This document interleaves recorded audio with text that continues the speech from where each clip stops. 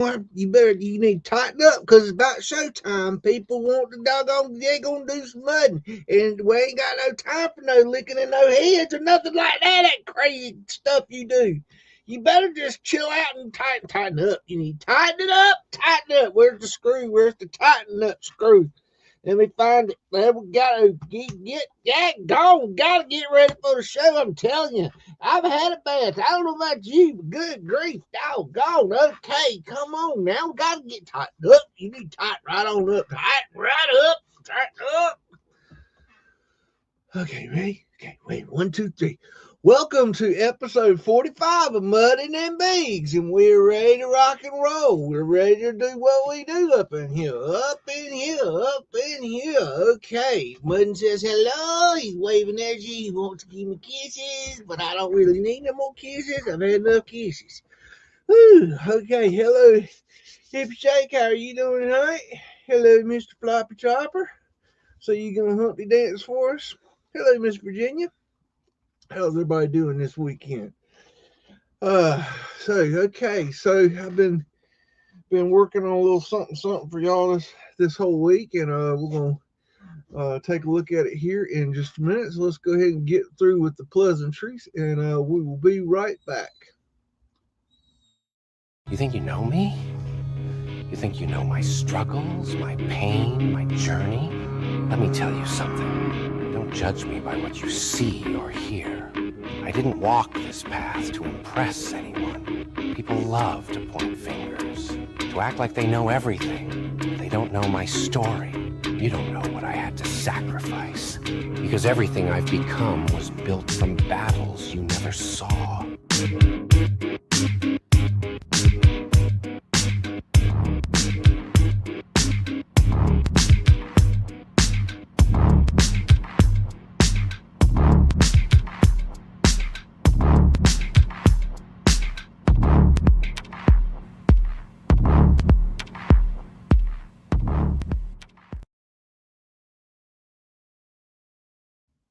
Buttons aren't toys. Okay, all right.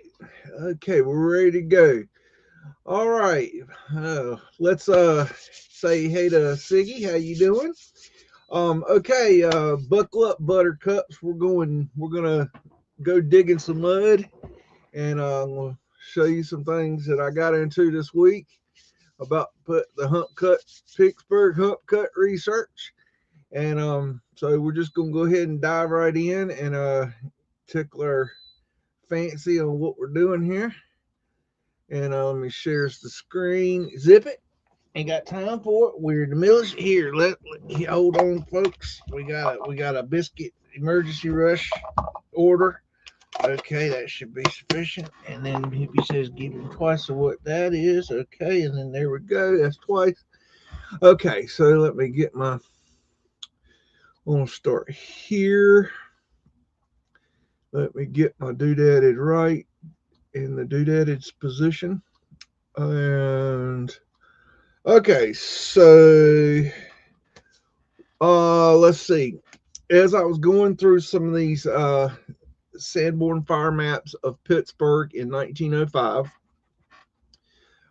these are very detailed maps. I noticed but at the area of, I believe the front of it was either First Cherry or Second Avenue, but it's in between Smithfield, Second, Cherry, and First. There was a homeopathic hospital, which we know they got rid of all those because Rockefeller wanted to make money on his oil, and he destroyed our healthcare system with the Flexner report and all that good happy mess. So anyways, this is no longer here. It was demolished, and I just wanted to see if I could find an image of it, and I did find a little something, and I just wanted to share that with you. And let's see, get the right image. And make sure my doodad is doodadded, because I got to do that every time because it won't do it on its own. So this is the homeopathic illustration. Shady Hospital, I believe it might have been called at some point. Date is 1969 when this was posted or printed or something like that. But this was not, I don't think, when the picture was taken. It says a scan of an illustration depicting the second homeopathic hospital at 146 2nd Avenue in downtown Pittsburgh near Smithfield Street. The hospital opened the structure to the public in 1883. Shadyside Hospital changed its name from the Homeopathic Medical and Surgical Hospital of Pittsburgh to its current name in 1938. And let's see, this is that picture. Hey, Dragon Sage, how you doing this week? And welcome, Odin's Raven. And so anyways, this is another old world structure in Pittsburgh that is gone now. This isn't a picture, but this is a artist rendering of it, and it's the best I can give you, but it's something. Maybe I'll find something down the road, but I see it's got Mudflood windows and big arches, and Tickle Tech on the roof and mansard roof, and so that's just pretty cool. So I thought I'd just share that with you. Now that was just a little something. That's just a little taste to get your whistles wet, so to speak. So you don't want to stick your toe in the water too quickly, and you might freeze or something like that. So we don't want to do that. So anyways, let's go ahead and get into a little bit more while we're at it. And so let me share the screen, and I want to why is that not showing? Hold on a second. Okay, there it is. I don't know why it didn't show first up. Okay, so we're gonna very quickly here review what I showed you last week, and there is a purpose to this exercise. Now, as you know, last week I showed you that I went through the Sanborn fire map of Pittsburgh and in 1905, and I figured out which buildings are still there, which buildings have been demolished in the Hump cut area, which is these right here, which is number 22, 25, 26, 33, and 49. And I showed you those last week. And I also wanted to go over the key, because I think this is very important. When you see this color, okay, this let's call it bronze color, we're talking fireproof construction, i.e. stone. When you see gray, they say it's a slate or a tin roof. When you see red, this reddish color here, remember, this is old. It could have been more red when it came out. This is a brick building, okay? Now, that is really key to understanding these two colors right here, okay? The bronze and the red. And the this one right here, yellow, is a frame building. That's a wood building. So there's other ones, but this is the key. This is how you know what you're looking at. Okay, if you have questions about what these little symbols mean, they tell you on every one of these Sanborn fire maps what these symbols mean. Okay, now let's review. Okay, this is number 22, and everything it's faded. This pinkish color is brick. The bronze color is stone. Okay, and yellow is wood. Okay, blue, for whatever reason, is churches. I don't know why they did churches in blue, but they would be a stone. So now that we got that understanding, okay, everything that I have highlighted green is now demolished. Everything that is still you know, pink or yellow or bronze or blue here, this slate looking blue is still standing. These light blue lines here are the hump cut that was done in Pittsburgh in 1912 and 1913. So that was what was there. This is what is gone. Next map. That is what was there. Let me let you see that. This is what is gone and what is left. Next map. This is what was there. This is what is gone and this is what's left. Next map. This is what was there. Everything is gone. In this next map, this is what was there. Everything is gone. Now, we went over that last week. Now, now that we've gotten through that, let me explain why I showed you that again. The reason is that this week I was busy working on some more. Because if you remember last week, I said that I was going to go through everything on the perimeter of the hump cut. Now, this is the same map. The hump cut is the green shaded areas. We just looked at those maps.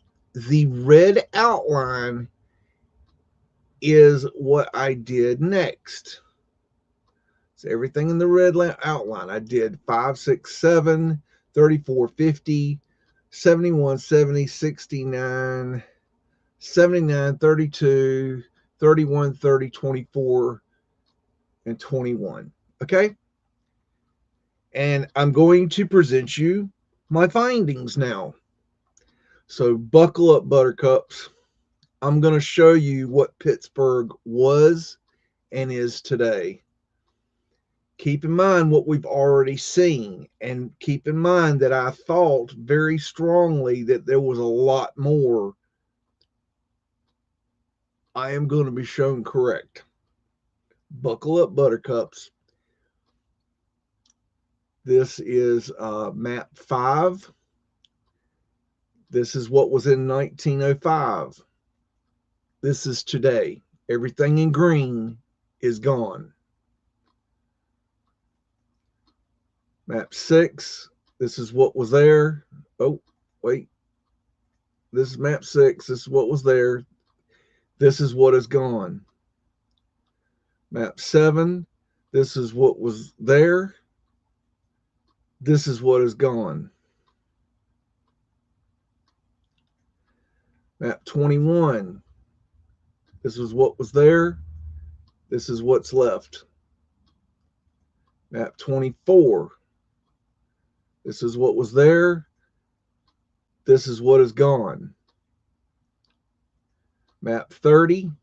This is what was there. This is what is gone. Map 31. This is what was there.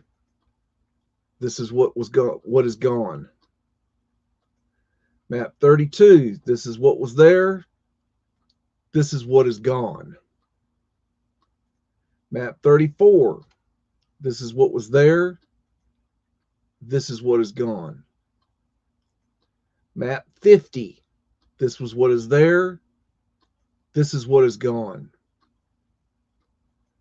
Map 69. This is what was there. This is what is gone. Map 70. This is what was there. This is what is gone. Map 71. This is what was there. This is what is gone. Map 79. This is what was there. This is what is gone.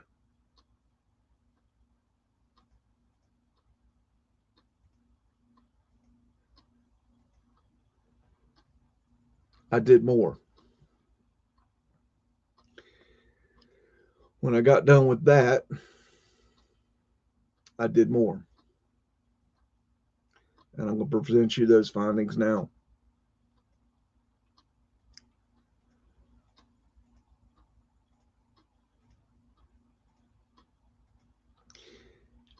Next, I went and did this section that you see outlined in blue. I did map 1, 2, 3, 4, 27, 28, 29, and 23. And these are my findings. This is what was there, map 1. This is what is gone. Map 2, this is what was there. This is what is gone. Map 3, this is what was there. This is what is gone. Map 4, this is what was there. This is what is gone. Map 23, this is what was there.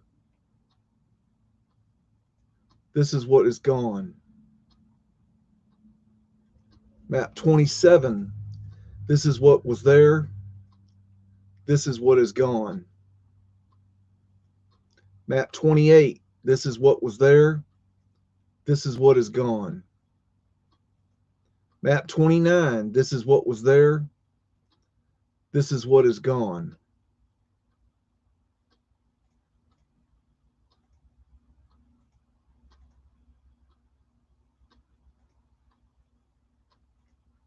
Now,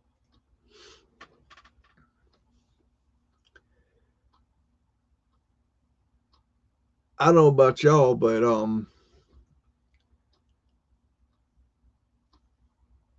I think there's some explaining that needs to be done here, because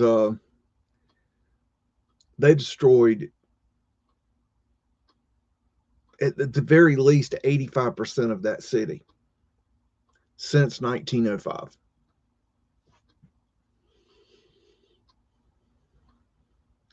Now, you can take my findings and you can double check them. I really worked really hard to determine this. It took a lot of work to figure out what was there, what was gone. Sometimes it's real simple because it's very obvious. Other times, it's very obvious that it's still there. Other times, it's quite difficult. You're dealing with brutalist facading. You're dealing with buildings being combined. You're dealing with buildings being chopped in half. You're dealing with addresses changing. You're dealing with street names changing. You're dealing with facades being changed. It's very complicated. Another thing that's a problem is there's a lot of buildings I found that are very elaborate, that look damn sure old world. And when you dig deeper into the research and you look into them, because they're very questionable from the map to what you're seeing, when you look into them, they were built in the 20s. Most of them were built between 1920 and 1927-ish, 28, in there. So they were pre-1943. So there's this other subsect, what I'm going to call anomaly buildings, they look damn near old world, and they have all the right architecture, all the right symbology. They have the old world look. They're very nice, and they look very old world, but they are on the map, not there, and clearly there now. And then when you look into their documentation, their history of when they were built after the map was done. So it was very complicated. I quite possibly may keep going with this investigation. I'm going to continue. I will with this determining what was there, what is gone. I know it's difficult to comprehend what you're looking at because it's so big, and it's the details are incredible. When you get down to it, there's so much detail in these images. These are very high resolution images. They're TIFFs. Um, they're I'm not really sure how to display these for you all to look at. I'm trying to work that through. But anyways, I'm just putting it out there what I'm finding. The point of the matter is that Pittsburgh had a major facelift of its old world architecture, and all that glitters ain't what you might think it is. Like if you were to walk around Pittsburgh today, half the buildings you would think are old world from their provenance. They say they were built in the 20s. So, there's some questions I have there. So that's that. All right, now let's go ahead. There was some couple of things I wanted to show you. Let me share these screens, and um, as I was digging around, I found a couple things that I just thought I'd share with you. This is on a Garrison Place, and it's an old world building, um, and it's still there, but they are doing some renovations or something on it, and at this time, it's got the Mudflood windows exposed, um, so you can see those here, which I just thought was really cool. Um, and they're a little bit hard to see because of the fencing, but there's one right there. There's another one. There's another one right there. And so something right there. You see that brick goes down into the ground, and as we know, you do not put brick below grade, so that's a big no-no. Um, so that being said, if I go to an older picture, we can see these Mudflood windows in situ, before the sidewalk was removed, to get an idea what they look like before. Look at that one, all the way into the ground right there. So I just thought I'd share that with you. And we've got prism glass on the front of the building, and it's got some nice, beautiful architecture elements on the top. And just to give you an idea, that building is right here. Well, Google, are you going to wake up and do what you're supposed to do here? Okay, there you go. Good morning. Good morning, sunshine. I don't know, Google's zippity doo done.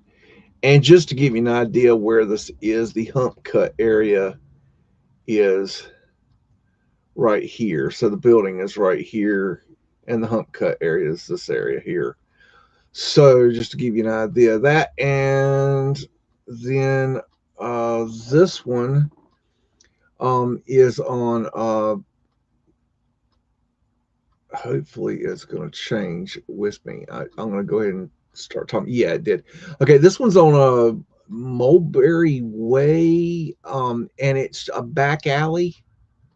And I found this little, mud flood drop in here with a mud flood window beside it, and I just thought I'd share it with you. Some more mud flood windows there and there. And one thing I've noticed about Pittsburgh is they have a ton of grates up against their buildings for ventilation, which tells me a little something something. I'll give you a little gander at this building, and let's see if we can find the front of the building so I could show you that. And I believe it's right here. Well, you will respect my authority. And Google's just acting like a jerk. So that's the front of that building. And I just thought it was hilarious. It has a tree growing on top of it,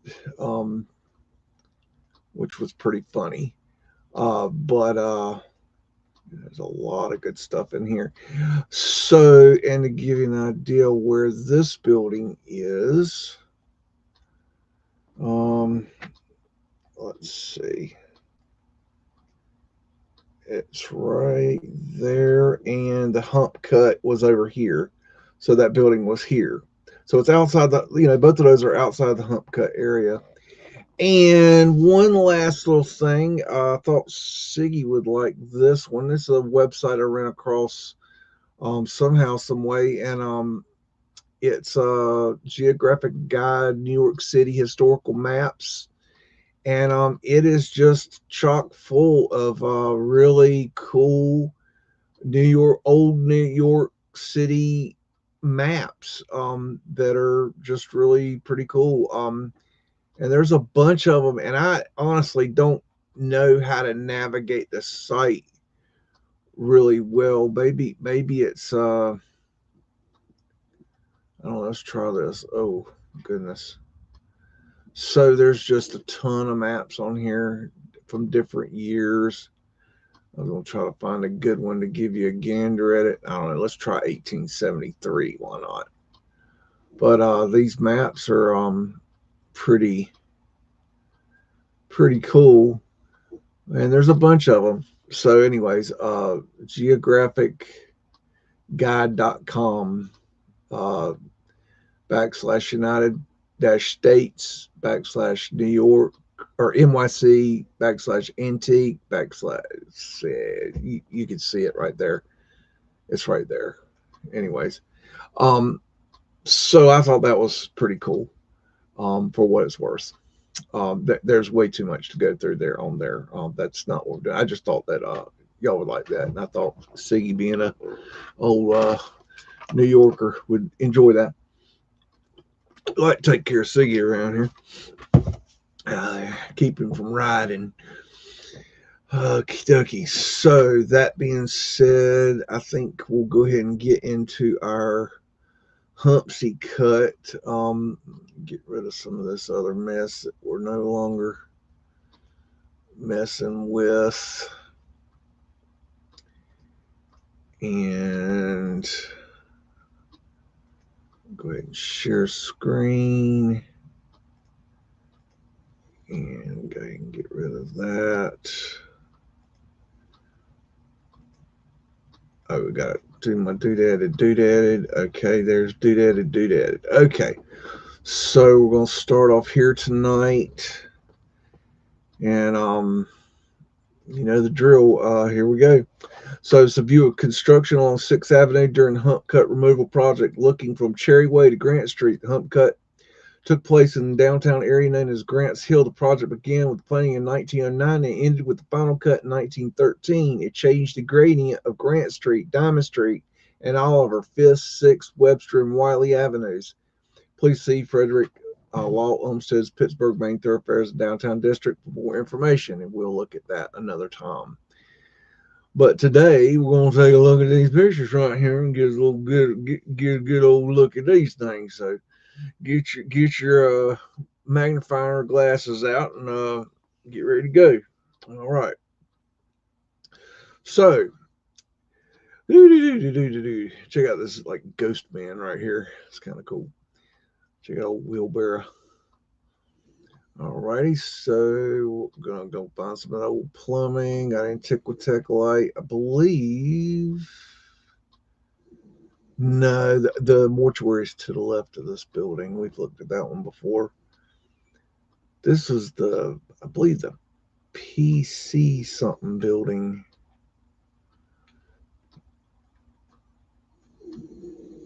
Antiquitech, or not Antiquitech, arc lights.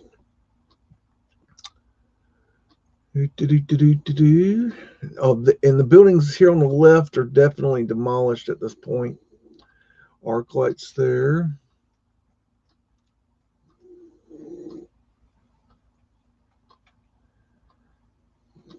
Nice architectural details there going up. Kind of a Moorish look to it.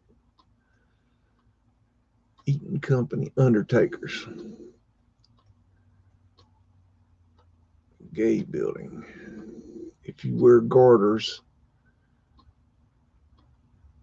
If you wear garters. The Keystone. Okay. What that's got to do with garters. All right. You need a biscuit. Let's see. Got to have a biscuit every now and then. Let's see.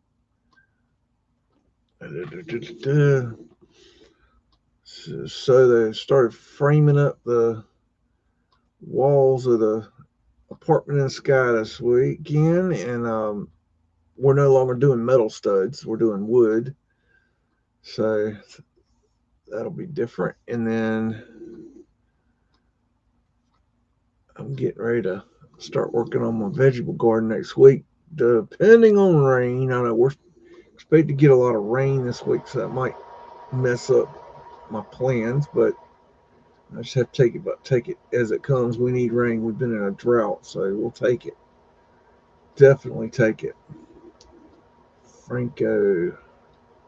And there they got the blocks that working up to do a lowering of the building, probably. Sanitarians.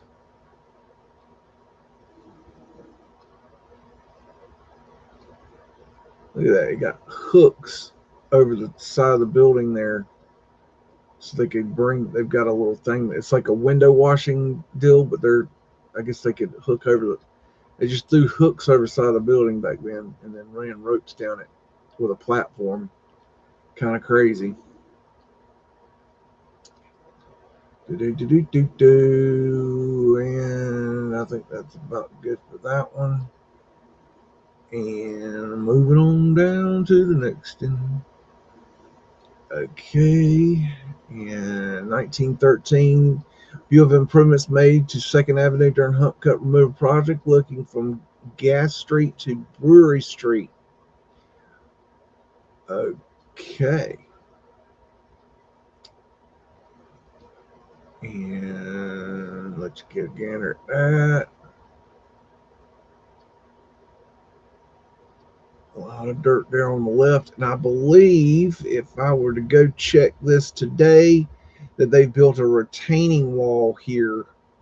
I bet that's what you'd find, because I don't think that they did these up here. I would have to go double check that, but this is, like I'm saying, there's a lot of additional research that can be done on this, and anybody wants to jump in there and get your boots dirty. I mean, I ain't gonna stop you. It is what it is. Like, get on in there, get your trowel out, start digging, seeing what you can find in this, because I think there's a lot to be found here. You just have to look at different angles of it, putting the pieces together. I'm thinking this might be part of a funicular right here, but I don't know.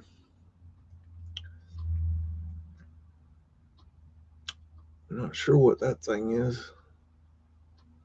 Kind of looks like a cement. That's a cement mixer, I think. That'd be my guess. I don't know. Maybe. Could be wrong. It's possible. Anything's possible here. To be lit. That wording is just so weird to me. To lit. To lit. What does that mean? Like, why don't you say for rent? To lit. To lit. I don't know, that wording just don't sound right to me. There's arc lights. More arc lights. And you see they've got this contraption here it's on, and they could come over here and release this cable right here, and this would swing down, and then the guy could be down here and change the light, because they had to change these lights very often because they didn't last. They were very they blew out. They blew out really quick, very quickly, like a day or two. Like, it was like they didn't last long.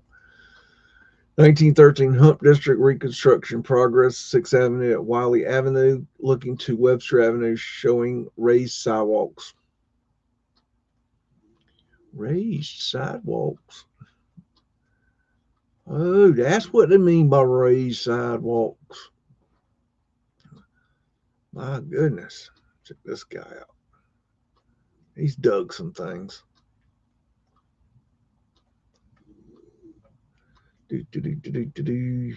Hey, Orphan Annie, how you doing today? What's going on?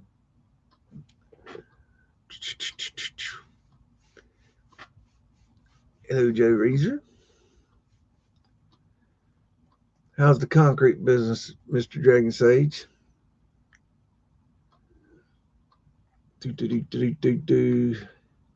I just love bowler hats.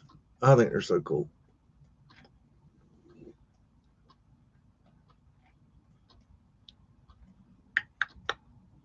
They strike me as a kind of a middle class hat.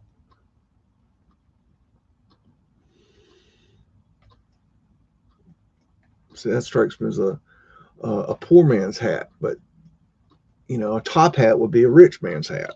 I'm not a top hat kind of fellow. I'm not saying I'm a, you know, bowler hat kind of fellow, but I like them. Chew smoke, incandescent. Mm.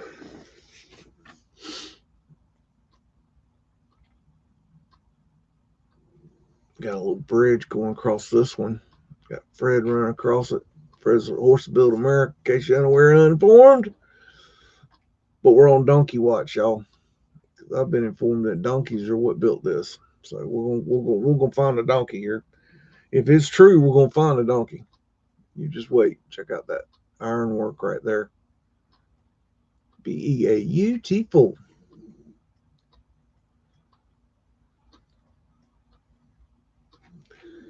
These street lights just about to fall over. All right. And I'm gonna go on down here. I got a beagle snoring in my lap. Oh, wait. Oh. Got a 1913 Hump District reconstruction progress. Wiley Avenue at 6th Avenue to Tunnel Street. Raised sidewalks at the Holland House are visible. Well,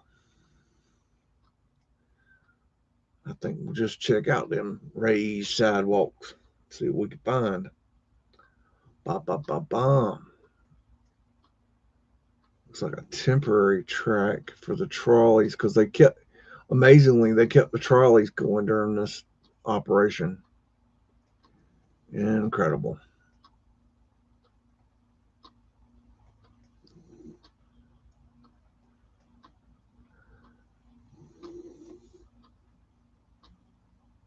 Another thing I'm finding, and I don't really have the evidence to prove it yet, but I think that the buildings in this area that were torn down were smaller buildings than the buildings that I'm finding in the rest of Pittsburgh that were torn down. I think the other ones were taller, bigger buildings. We got Onion Dome right there. Trolley's coming down here. There's Fred back there. More Fred's over here. Ain't seen no donkey yet. Looking for that donkey. Been told he's around. These arc lights.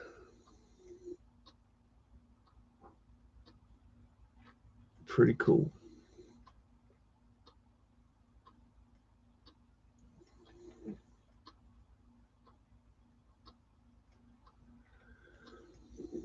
So it's very, it's mind blowing to me to how much of Pittsburgh was destroyed. And it's not there today. That was there then. 1913, a view of construction of Lemon Alley between Scrip Alley and Cherry Alley in the Hump District. On the left is the office of Waterproofing Company, Myers Construction Company, and a printing company. It is just absolutely mind-boggling to me. I would have never guessed that, and it makes me wonder, what if we did other cities like this? What if we went through and checked the Sanborn fire records against what is there today? I have two other cities that I'd like to do that to on my list right now.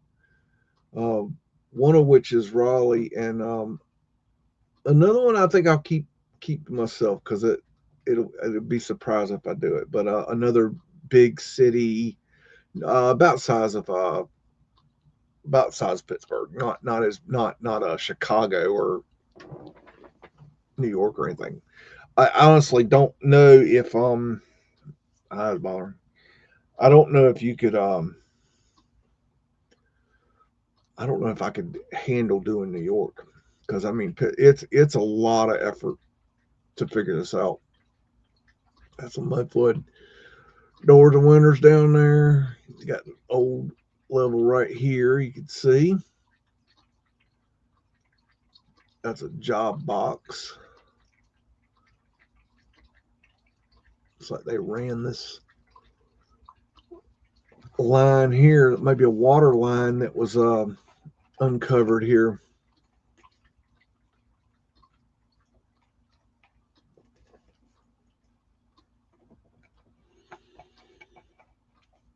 Look at that purposeful detail that's made in that.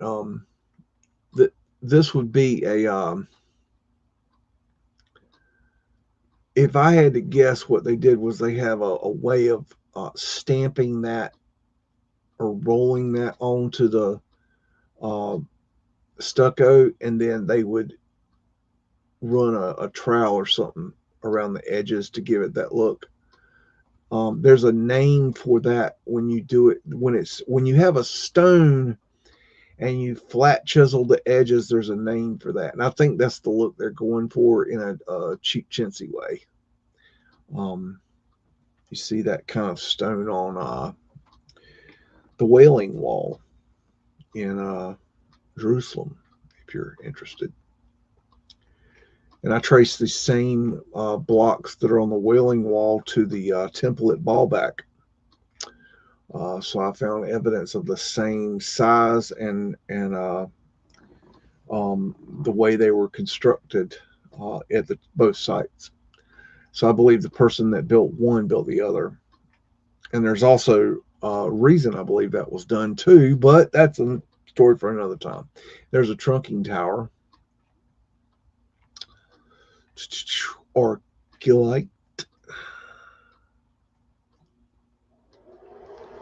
And remember, I found in this area, 97.5 of the structures were demolished after the hump cut. So they went through all this process, lowered the buildings, dug out the buildings, lowered the buildings, redid the streets, and then demolished 97%.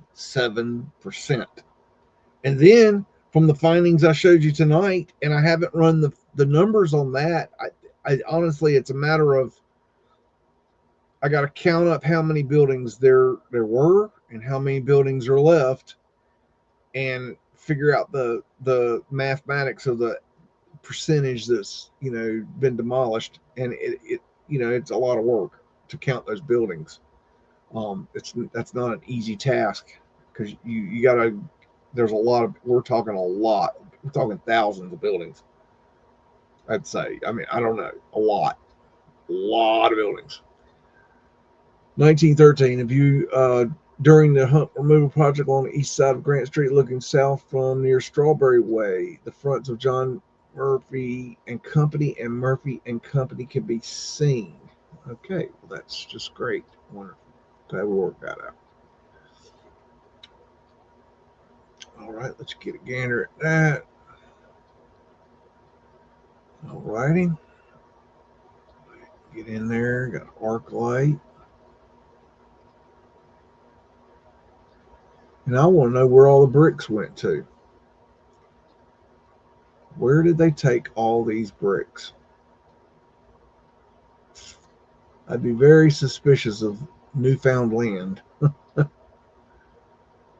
It's like a junk shop.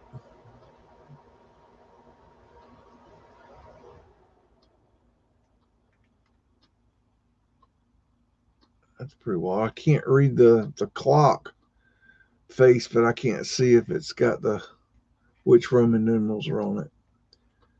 The Mandela folk like to see that. Look at that old ice chest. Got him a collection of shovels here. There's a propane stove, gas stove, I guess. I guess it would be a gas stove at that time, natural gas, I suppose.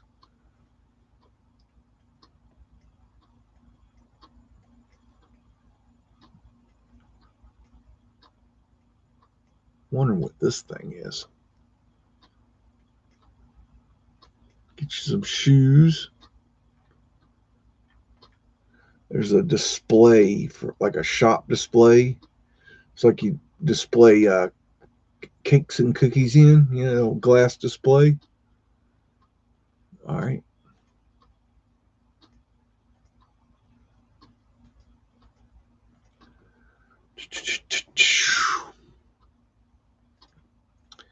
And we got 1913, a view of construction during the Hump Cut Removal Project in the southwest corner of Lemon Alley and Script Alley looking east, showing the Pittsburgh Publicity Company, a printing company.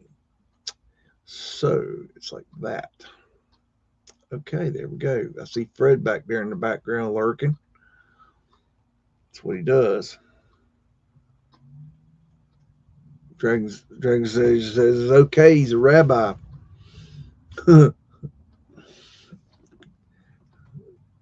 I don't see no donkey. Looking for that donkey, but I ain't found him.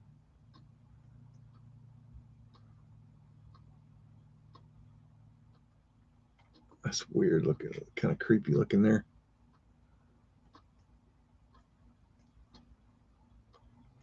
We're just looking for clues.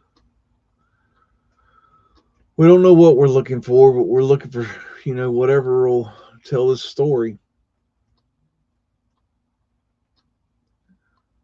They blew that out and did some plumbing out the side there. Mudflood windows. You can see the old dirt line right here. So the hump cut, they dug it down right here. This is after the hump cut. So these windows were underground. Because, who needs mudflood windows?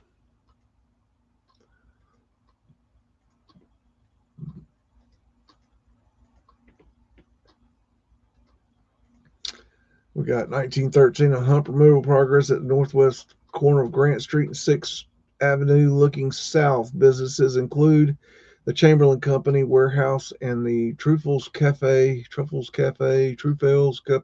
shit like that. All right. Sounds French. I don't do French. It's all right. There's Fred and Fred and Fred and Fred and Fred over here and no donkey. Sorry. No donkey. No donkey for you. Foundation work. Look at that dirt.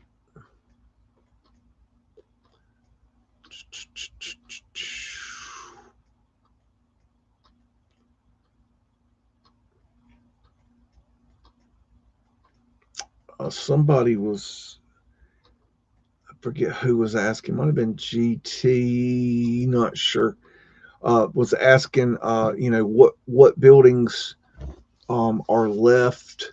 And at some point, I think that it would be probably a fun thing, a good idea, well, at least in my mind, to go and compare, look at what I'm saying is still there. Let's go look at the old mud flooders all around the city that because there's not many left. And that'll be a show where we just go and look at what's left in this area. In this city, area. We're past the area now. We've discovered that there's much more that happened than we realize. When do they demolish all this stuff? Where's the record that shows all this demolition. I mean, there must have been as much as is gone. There must have been demolition going from 1914 to, I mean, when did it stop? 1913, Hump removed progress along the west side of 6th Avenue, looking towards the corner of Webster Avenue. The People's Loan Office, F. Bonavogolia, what the world, and advertised for the Columbia Variety Show and Silvertop Beer visible. Silvertop Beer. They're identical. Sorry. Woo! Got the blocks up here. Going to lower this building down with the screw jacks, which will probably be up under there. There's a screw jack there. Sometimes you can see them, sometimes you can't. They're kind of hard to see. There's some right there that are in place that you can see. Of course, got a flat earth asterisk right here. Got to have that. Got to know what room we're in. The People's Loan Office. All right. For the people. And there's some more flat earth asterisks in case you're wondering where we're at. Got a electric antenna with mercury ball smokestack from a steam plant. What else are we going to find? I don't know. Got a checkerboard for you masons out there.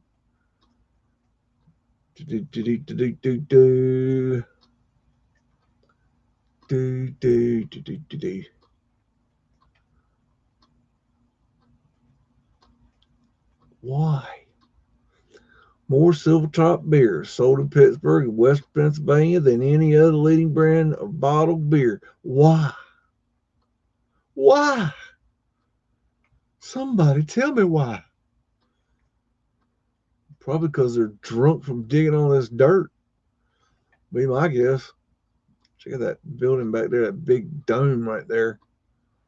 I wonder what that is.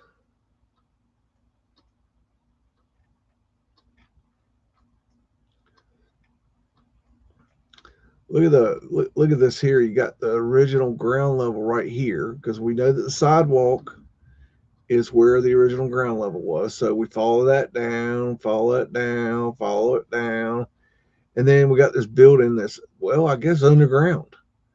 Or play devil's advocate, maybe they've already lowered this building.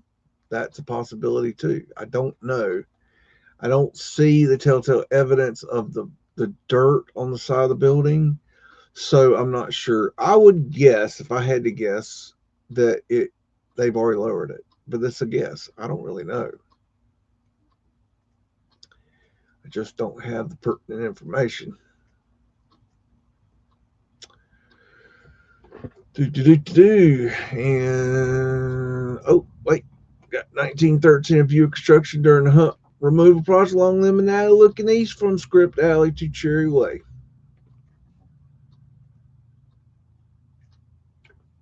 Let you take a look at that. Whew. I mean, this is pretty much, I mean, not to be nasty or anything, but this is pretty much X-rated mudflood porn is what we're looking at here. Y'all should be ashamed of yourselves watching this. I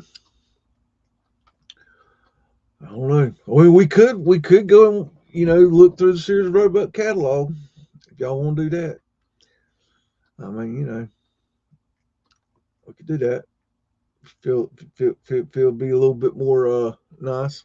I mean, I like the Sears. Not against Sears Roebuck catalog. I mean, it's a cool catalog. It's fun to look at, but it ain't got nothing to do with Mudflood. Not a damn thing. It was just a catalog that was put out by a company, and then people used it as toilet paper after they ordered their, what you have it.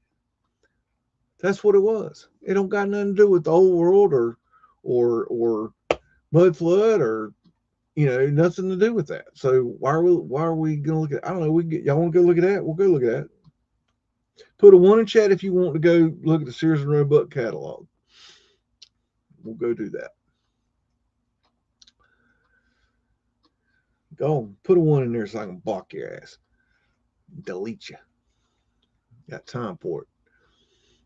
Do. Boston, waterproof. Boston, New York. I don't know what that says. I'm making shit up.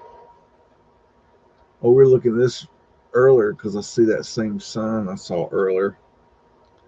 There's Boston Man right there, in case you're wondering what Boston Man was up to. Put in those new sidewalks.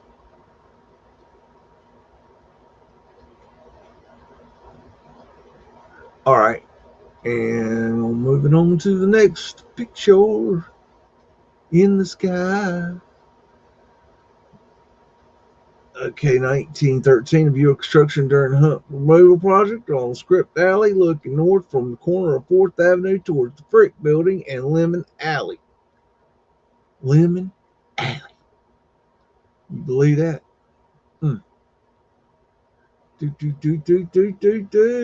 We'll go find. So this is after the Hump removal. Look at that. They've extended that pipe down. There's Boston Man right there. Got your Mudflood winners along there. Got Fred back there in the back. It looks. Oh no. That's not Fred. That's just a dude. I'm surprised. I thought that was Fred. Fred's all down there. There's Flat Earth Thatcher. In case you need that. That's the Frick Building, by the way.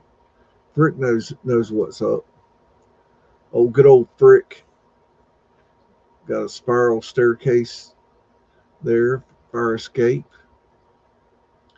Got some nice little Mudflood winners here, there. You see the old mud line was right here. Went right across there. All right.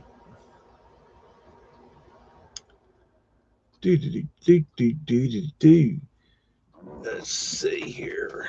And 1913 view construction during the Hump removal project along the south side of Diamond Street, looking east from Smithfield Street. View of Olmsted's Cafe. All right. I wonder if that's connected to Frederick Law Olmsted. Hello, HD Personal 777 777. Do. Miss Virginia, you behaving yourself there? Y'all keep an eye on Floppy Chopper. He might get a little wild up in here. What's going on, Floppy? I like that name, Floppy Chopper. Oh, there's Fred taking care of business. Another Fred, and then another Fred. I'm looking for that donkey. Can't find no donkey. And the beagle's getting active, so you know what that means. Oh, do y'all know what that means? Gets a little squealy here, gets a little squealy there. Yeah. Ooh. Yeah. Y'all know the drill. Yep, here goes. This place will be open for business on or about November 10th by the same management. I guess it was closed. Remodeling everything new. So I guess they're opening this business back up. Quick lunches, Olmsted Cafe. Okay, we'll take a break. You want to take a break so bad. Look at that old glass with the oily look. Okay, folks, y'all know the drill. So time to take a little break, and we will go let the beagle patrol and catch a pit bull or two, maybe a rabbit, and we will be back very shortly. Mercy in a small room, door don't move. Feet go by, let them prove. Mercy in a small room, I tell no lie. Yeah. See me plain, don't ask why. Mercy in a small room, thin like cold fly.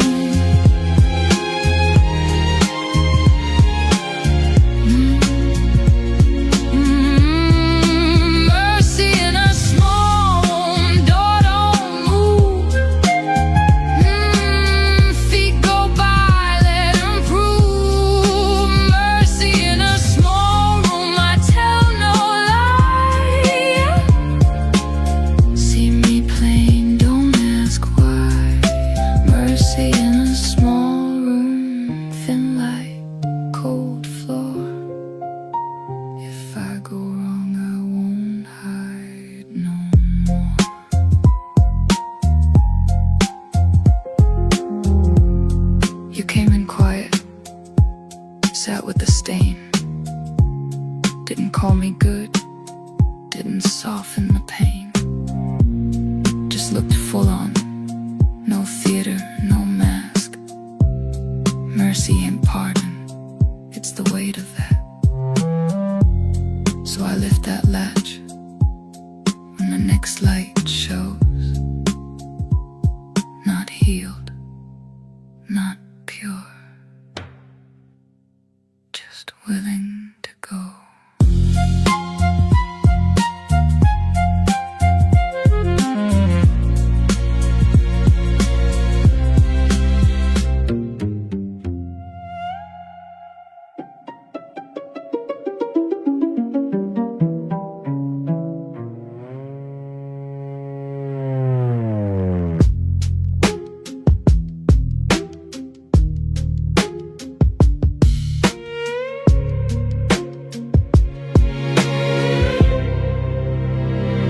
She walked with my face, yeah. Mirror in the smoke haze. 3 a.m. confessions got me seeing double visions. Breathe it out. She walked with my face, yeah. Secrets drip like gold rain. Every step's a question. Got me seeing double visions. Let it be.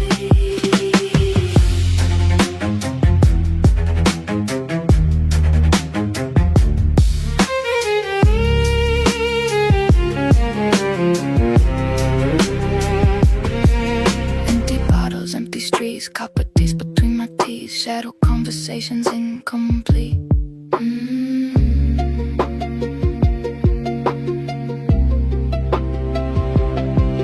Violin strings cut the air. Baseline stumble, I don't care. Roads, keys, whisper everywhere. Yeah,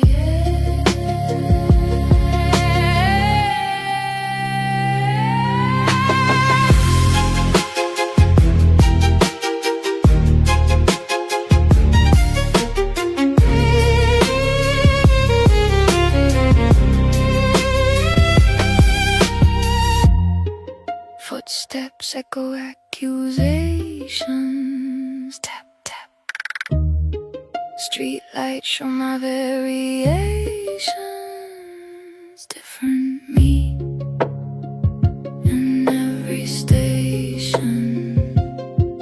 Who dat? City breathe my exhalations. You walk with my face, yeah. Mirror in the smoke haze. 3 a.m. confessions got me seeing double visions. Breathe it out. She walked with my face, yeah. Secrets drip like gold rain. Every step's a question. Got me seeing double visions. Let it bleed.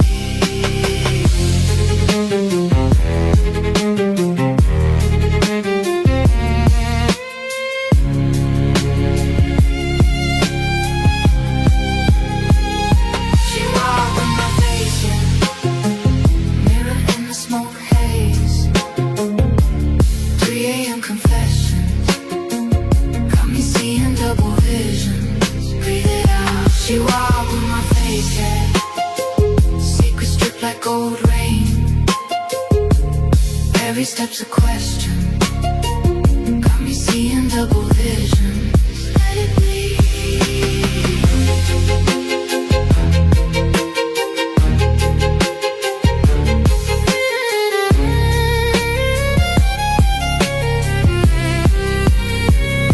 She walked with my face, yeah.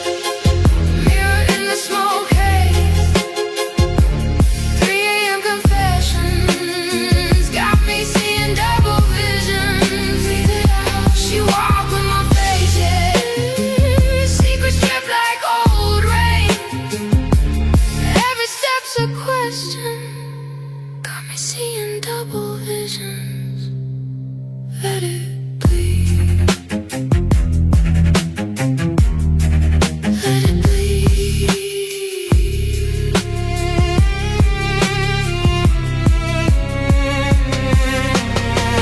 Same burden, same face. Drift away. Same burden, same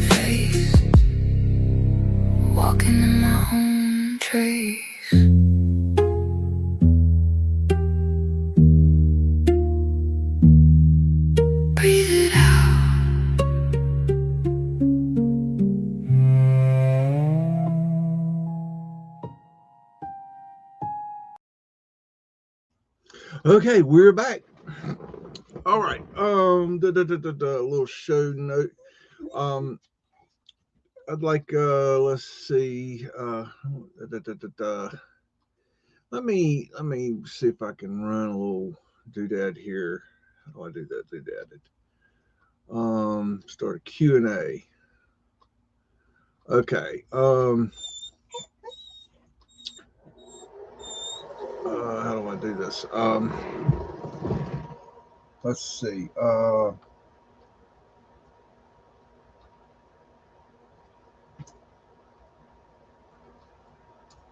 Bear with me.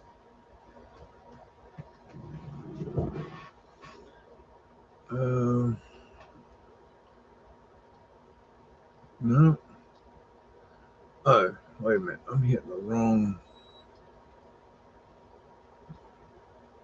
I'm hitting the wrong thing. Oh, poll. I want to do a poll. Okay. Um.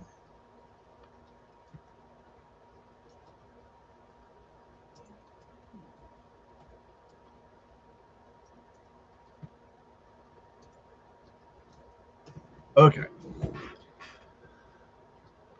I just wanted to know, do y'all want to do a Mudflood flash mob this week, or not? We haven't done one in a while. So if you want to vote, I need to, let's see. Did I put it up?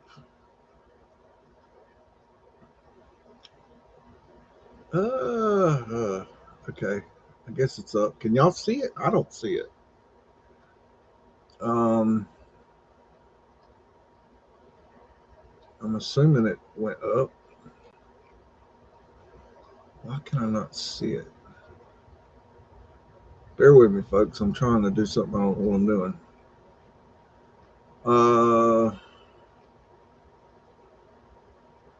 Are y'all?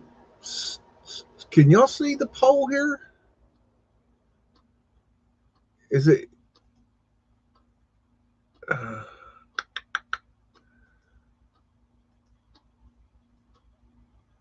Okay. You can see it. Okay. Why can't I see it? Maybe I'm crazy. This is possible. I don't know. Maybe I can't see it because I posted it. Okay. Well, anyways, if y'all can see it, um, okay. I'll leave that up for a while. Hopefully it's not annoying wherever it is. I just want to, if y'all are interested in doing a flash mob this week, basically a flash mob is where you can join the show and come in and have a chat. You need to follow the show rules, which will be presented. I'll post those in the comments section on my channel. The show rules will be in the listing of the video description, and the link would go in the show description and in the show chat before the show, so you can join the show before the show starts. You don't have to wait for the show to start. You can join the show before the show starts. You just would be waiting. But if you'd like to do one of those this week, then I might try to work that into my week. And if not, that's fine. I'm just trying to give you guys the option. So anyways, that being said, we'll go ahead and get back into our dig here. And I gotta get on the right page. Okay. And that should be the right one. Okay. So we'll start off at 1913, a view of construction during the Hump removal project on Diamond Street, looking west from Cherry Way. And there you go. Get a gander at that. Gander for you city folks is a look.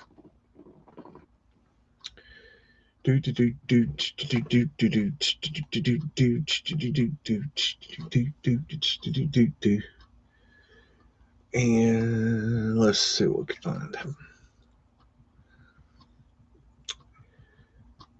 This is an areaway here. So you got your building. This is actually an interesting shot because this is the original ground level here. And you see the brick is going down into the ground. Hush it, zip it, and go hush. And you got an areaway coming out here that was built later, it looks like. At least that's my theory on that. But that's the official story, but I believe it's also what they did. Sometimes they'll tell you the truth. You got to be discernful. Anyways, I have reasons to believe that these were done later after the mudflood. Here, do you want a biscuit? Will that get you to hush? Because you're about to annoy me. And then I'm gonna have to put you in the microwave or something and have me some shish kabeagles.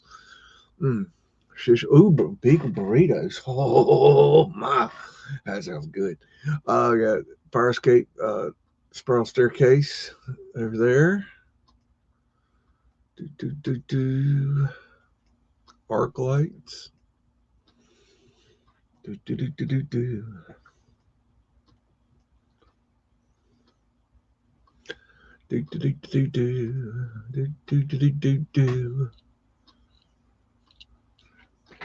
So if y'all want to do a show this week, we'll try to do one.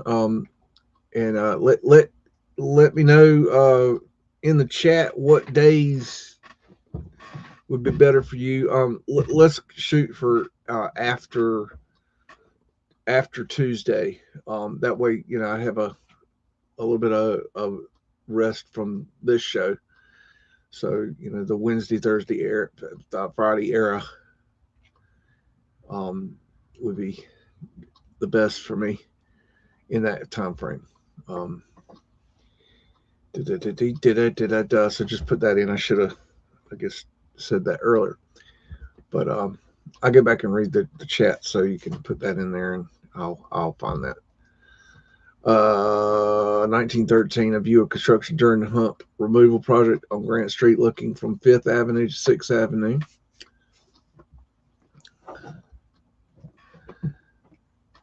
And get your gander at that. Oh, hello, Beagle. Where did you come from? You're like a freaking furry bullet. Good grief. He comes flying out of nowhere and jumps on my lap like a nut. God.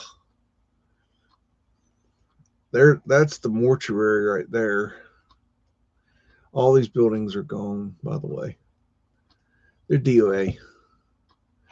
Did y'all understand the maps that I showed earlier? Did that make sense to you guys? Or was that confusing? Or is there a better way I can show that would make more sense? It's kind of complicated because they're such high resolution things. It's hard to manipulate them. And another problem is that the orientation of them. Half of them are orientated one way, and another quarter is orientated another way, and then another quarter orientated even a third way. So I'm trying. I'm not being. I was unsuccessful earlier. I tried to do it today, and I was trying to create a visualization map. Not a good quality one. I'm not gonna be able to do a good quality one because they're too high quality images. The image would be astronomically huge. But I was trying to merge the maps together by changing the orientation of the maps and putting them together, pasting them together, and it's kind of a nightmare. And I thought I had it pretty good, and then I realized I missed two. But I think I can fix it. But I didn't have time before show. But I'm going to try to do that so you kind of have a little bit better idea of how these maps work together. But if you guys want to, look through them yourself, they're all you have to do is go on the Library of Congress and search for Sanborn Fire Maps, Pittsburgh, 1905. And you can see the maps for yourself. And it's pretty simple. You just look for what was there, like what's listed on the map, and go see what's there today. And with a little bit of legwork, thinking, and some putting two and two together, you can figure it out yourself. I'm not asking you to rely on my work. I make mistakes, so I've done the best I can with with the information I've got, but maybe you can do better. I think I did pretty good. I would say my accuracy rate is 90 to 95% accurate. More than 95%. I think I did a damn good job. I really worked hard on that. But am I perfect? No. You're dealing with it's very complicated, so it's difficult. So sometimes I make an educated guess. Sometimes I might I'll label a building that's been demolished and it's there, or there might be a building that's there and I've labeled it that are not there that I've said was demolished, or vice versa. But it's pretty accurate. Because the more you look at it, the more you look into these things. I'm looking up, built date records. I'm looking up, all kinds of different things to find these things out. I'm not just. A lot of times it's real easy. Sometimes it's very simple. It's very obvious that it's not there. So that's why I actually could do it as quick as I did, because so much of it is obviously gone. Anyways, let's move on. 1913 view of 2nd Avenue. Improvements beneath a train bridge during the hump cut removal project looking west to Triway Crossing. I get to rambling, as you know.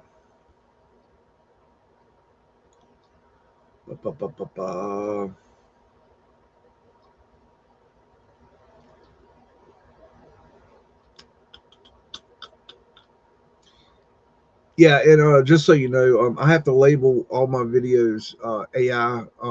Not all my videos, but a lot of my. If you see my videos labeled AI, it's not because I'm showing AI images. It's because I'm using AI music. And the algorithm is actively going in and deleting and videos and copy striking videos and taking channels down. And so to protect myself, I'm just making that label. So it is what it is. They don't give me an option to say AI music as opposed to video or images, which I think is bullshit. YouTube's basically got their head up their ass. They're one of the dumbest. Well, I don't know if they're. Maybe it's not dumb. Maybe they're doing exactly what they want to do. Maybe they want to destroy what they're doing. I don't know. Maybe they want to control it so much that it's useless. I don't know. But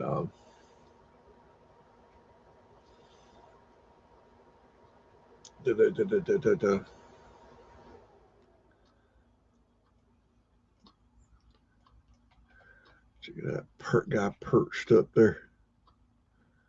They're standing on that little board right there. Those guys. Boy, they sure can make a phone pole, can't they? Nice and perfectly straight. Those phone poles are identical. Identically crooked. Woo! 1913 is a view of 2nd Avenue improvements during the Hump Cut Removal project looking west from Iron Alley to Gas Street. Getting in the wintertime here.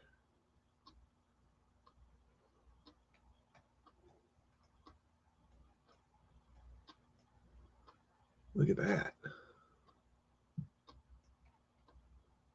Looks like they're going to try to lower that building. You see these holes right there. Could be it could be Mudflood windows, but they also could be where they're going to put the iron beams through. There's that thing I think might be a funicular. I don't know if it is. It just, I don't know. It just gives me that look, that idea of funicular parts. I could be completely wrong. Who knows? It's a who knows world.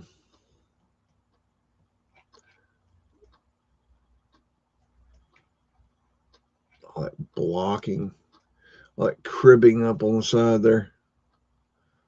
A water tower, arc lights, that spire right there.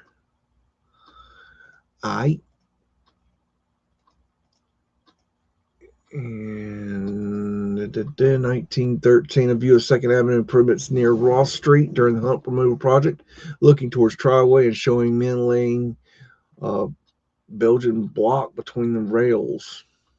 Okay.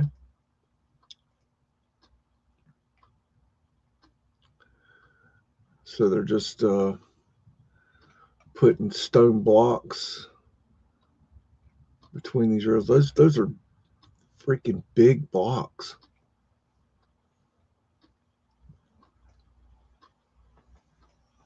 Big suckers. Working through the winter. Working in the snow.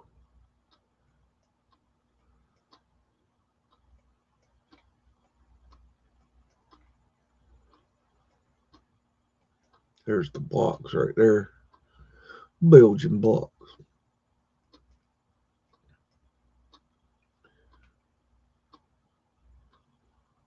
Boilers, engines, cordage,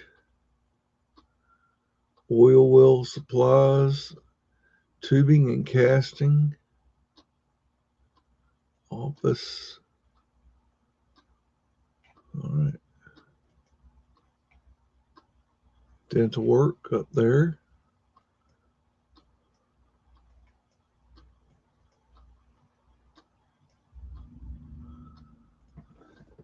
All right.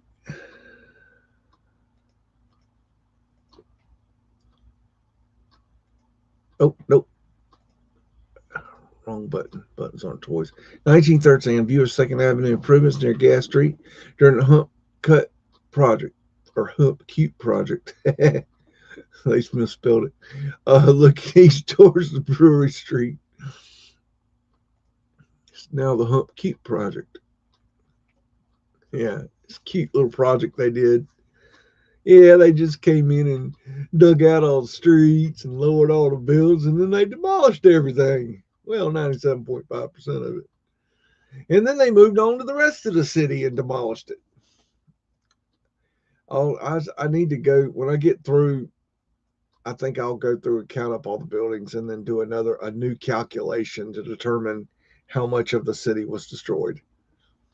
Because I think that number is going to be incredible to know. Very interesting, I think. Old steam, that's how they run the steam machines right there, like the jackhammer, steam jackhammer. There's that big old iron trolley track that Sig likes, big old things. I never seen them so big. I don't know why they're so big. It is the Steel City, so maybe that's the reason. 1913, a young man stands on 6th Avenue between Cherry Way and Grant Street in the Hump District. In the background, many advertisements are visible, including those for Eaton Company, Undertaker's, Waverly Printing Company, Mr. Bernardini's Bank, okay, and a cleaning product called Gold Dust. Gold Dust Woman. All right. Here's must be the young man. Boy, he is just pimped out. Son. He's got he's tightened right on up. That yeah, that's the looks. That's the look, son. Yeah. Yeah. He gonna go find him a bird, as they say. Over in England. Danger, keep moving, don't stop. Removal sale. Our new home on 638 Liberty Ave. Be interesting to see if you can look this address up on the Sanborn Fire map and see if that is demolished, because it might be. That'd be funny. They moved from here to another location and that got demolished too. I bet it did. Oh man. I'd look it up right now, but y'all be like, what is he doing? Is it taking so long? Good grief, hurry up. It's so slow. It's got that Moorish look to me. A couple fellers up on the building looking for their Unita biscuits.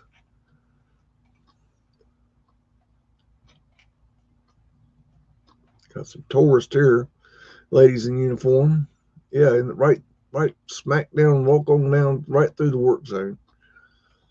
Yep, that's exactly what we need. Yep, ladies in uniform walking through the work zone. That's how you do it. And let's see, gonna go 1913, a view of improvements being made to 2nd Avenue during Hump removal project. Looking from Triway to Ross Street, the Hump cut took place in Bible. We already read that part.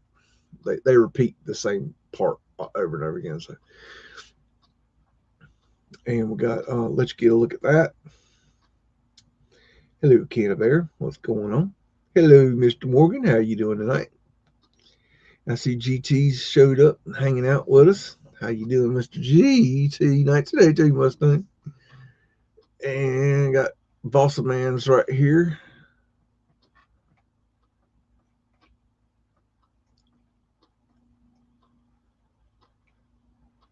Look at those I-beams.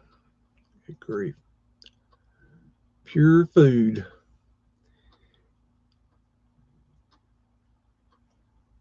White label beer.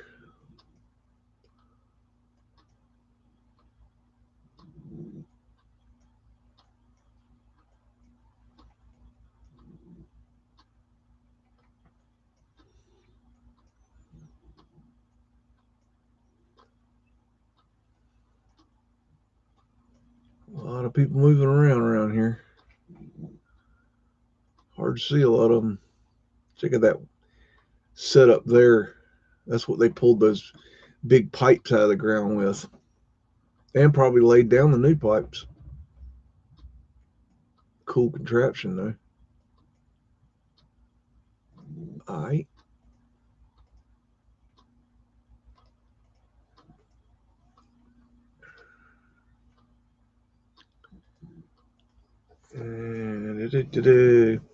Hello, people will tell you. And a reminder, we're running a poll now to see if you want to do a flash mob this call-in show this week. So if you want to put a vote in and let me know what day, Wednesday, Thursday, or Friday is better for you.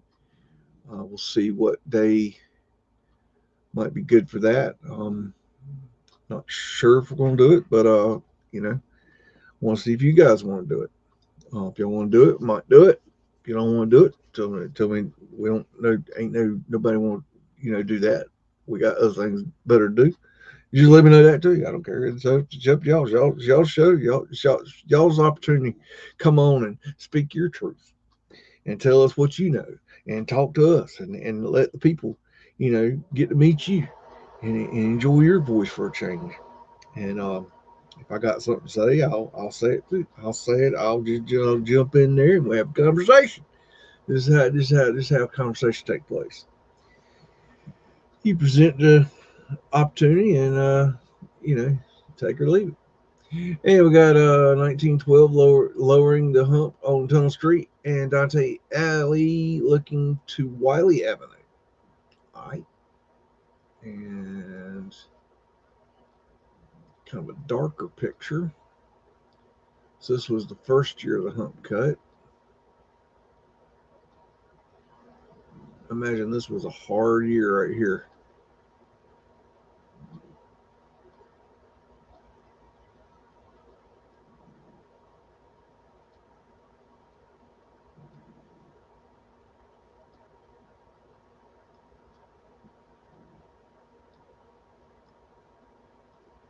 I imagine they made a lot. I imagine they made a lot of mistakes that first year. It's just look at the dirt line right there on that building. There and there.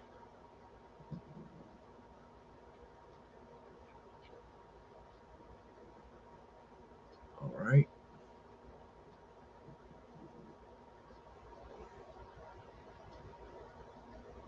(1913) intersection of 6th Avenue, Webster Avenue, near Grant Street during the lowering of the hump.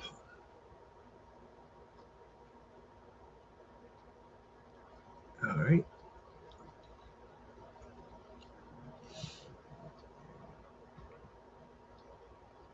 Warning, blasting.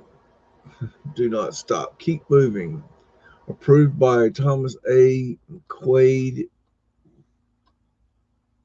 Supt of Police. I don't know what that means. Booth and Flynn Ltd. contractors.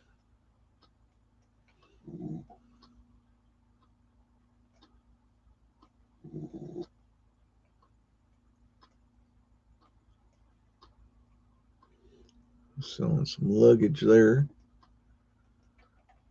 Arc light right there. Oh, look at that awning. That's a good looking awning. Silver top bear.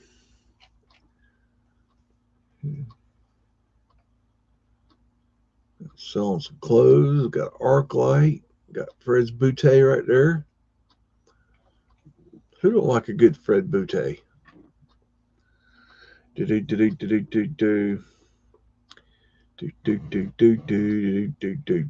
And let's see. Arched windows. This is weird right here. This building here, it's got this almost like a early brutalism going on. I don't think I've ever seen that before. Or then maybe it's just a wall for a sign. I don't know. Hard to tell. Hard to tell. But I bet, I don't know, maybe. I bet you could figure out from the Sanborn fire maps, with the information on the image, you could probably figure out what this street here is and what this street here is, and then you could probably determine from the layout of these structures, kind of, and you got this big building back here. I bet you could figure out what this is from the Sanborn fire maps. It'd be some work, but if you so choose to get your boots that dirty, I mean, hey, I ain't gonna stop you. I don't think I can help you on that one, but 1913 house at the intersection of Chatham Street and Webster Avenue, looking to Doctor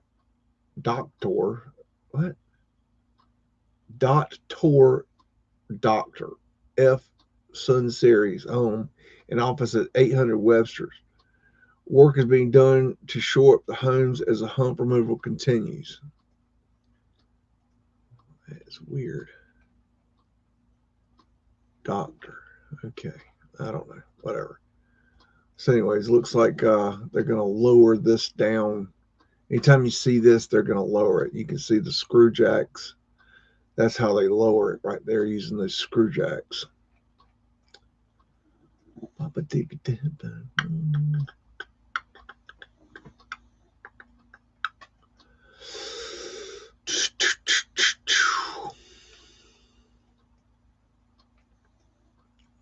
There's old Fred right there. There's a lot of dirt.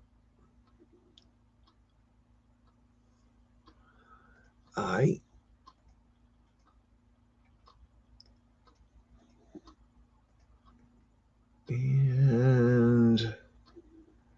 1913, a view of 6th Avenue to West Avenue and Wiley Avenue during the Hump removal project.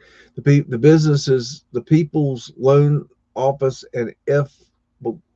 Bonavigolia are visible. Okay. As the billboards for Silvertop Beer, the Chamberlain Company Sanitarians. All right. Let's get a gander at that. Oh, this might be the answer to that question I was just asking. Might have to go through all that. So we were just talking about this wall right here. We're just talking about this wall. What building was this? It's not a building. Look. See, now we can see it's just a billboard. See, there's nothing behind it. That's why it's so cool to have these pictures where they took them one way and then they went up the street a little bit and took it going back the other way. That's why these pictures, looking at different pictures, helps fill in the gaps of the what you're missing and what is there and what's going on. See? Was that a building? The answer is no. It's just a billboard. But from the other direction, it looked like it could have been a building, didn't it? Or maybe I'm crazy. This could go either way. It could go either way. We'll let Sig decide. Sig, what's your verdict? Yay or nay? I don't know. It's possible. Check out that dome right there with the portholes and an etheric antenna with a mercury ball. Chamber of Company Sanitarians, disinfectors, contagious diseases. My goodness. Father Pitt's favorite brew. Father Pitt. Huh? Got some flat earth asterisks up there. Got another etheric antenna with a mercury ball. Got a big old structure back here.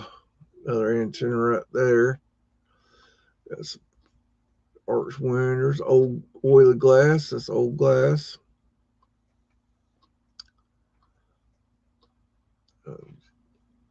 There's a pawn shop. Watches, diamonds, jewelry. Unredeemed pledges.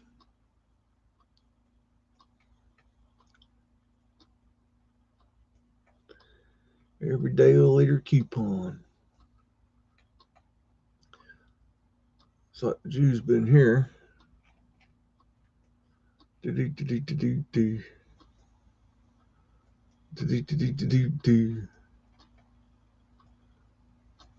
is something that's interesting to me. I've found 458 pictures, yet some of these pictures are labeled. Now, what does that 1266 mean? Does that mean it's the 1266 picture? Because if so, I ain't found no 1266 pictures. I have found 458.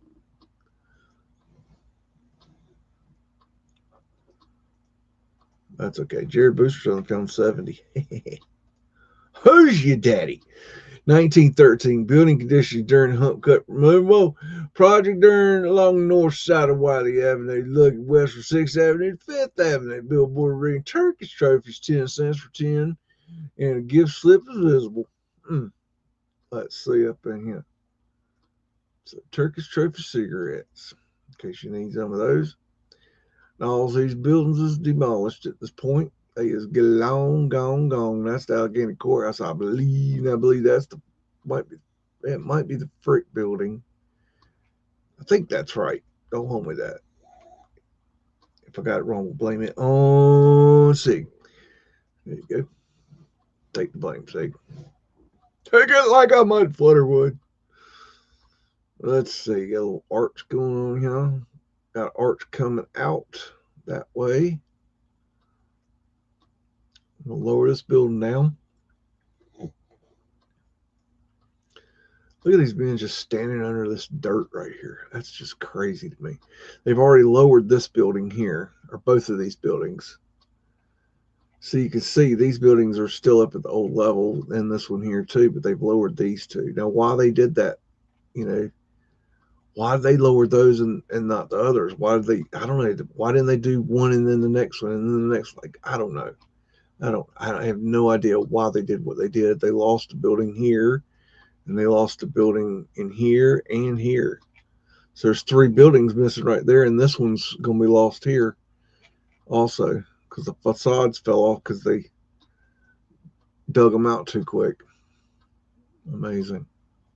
That's all right. They're going to demolish them all anyways. What does it matter? They don't care. I think they knew they were going to demolish this stuff. I think the whole city, they knew they were going through this whole city. They selectively chose which buildings to get rid of. And I bet a nickel that you get into it, a lot of them burned down. I believe there was probably a lot of fires. View of construction during the Hump removal project in the southeast corner of Grant Street, 6th Avenue, looking down Grant Street. Edgar E. Eaton Company Undertakers and Me Man's the employment agency are visible. Made me think of Wee Band. I don't know why. Wee. Okay. That dude's cool looking right there. It looks like a skeleton face, doesn't it? That's crazy looking. There's Fred Booties. Is she into Fred Booties? Look at that. Up under. Let me back up. Look at that arch up under that building right there. This is an areaway here. The stone coming off the front of the building, and this was covered in with stone here. This was an areaway with a big old arch underneath the building underground. What more do y'all want? Do y'all want to continue looking at this, or y'all want to go look at the Sears and Roebuck catalogs? Put 1 in chat for Sears and Roebuck catalog. Put a 2 in chat for continue on with this stupid hump cut shit. We'll do whatever y'all want to do. Whatever makes y'all happy. Because we want y'all to be happy around here. Keep some smiles on your faces on a Sunday evening, wherever you may be around the world. Mudflooders unite. That boss man right here. Undertakers. Look at that building. Wow. That's wild. That eagle representing the phoenix. Checkerboard for you Masons out there.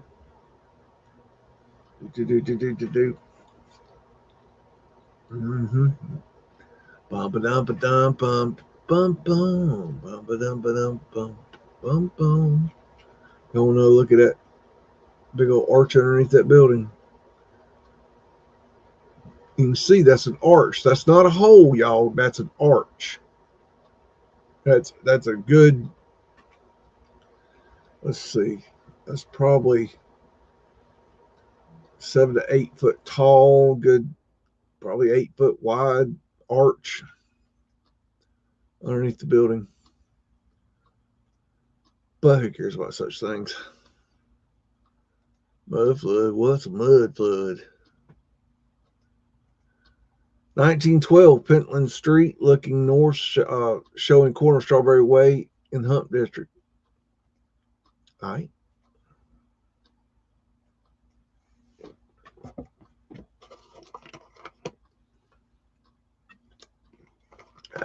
Yeah, I think that building might be a little bit old there, GT. You might be right about that. Might be a little bit old. Do. Yeah, I could make a case for that being a flat earth asterisk right there. I could do it. I won't do it, but I could.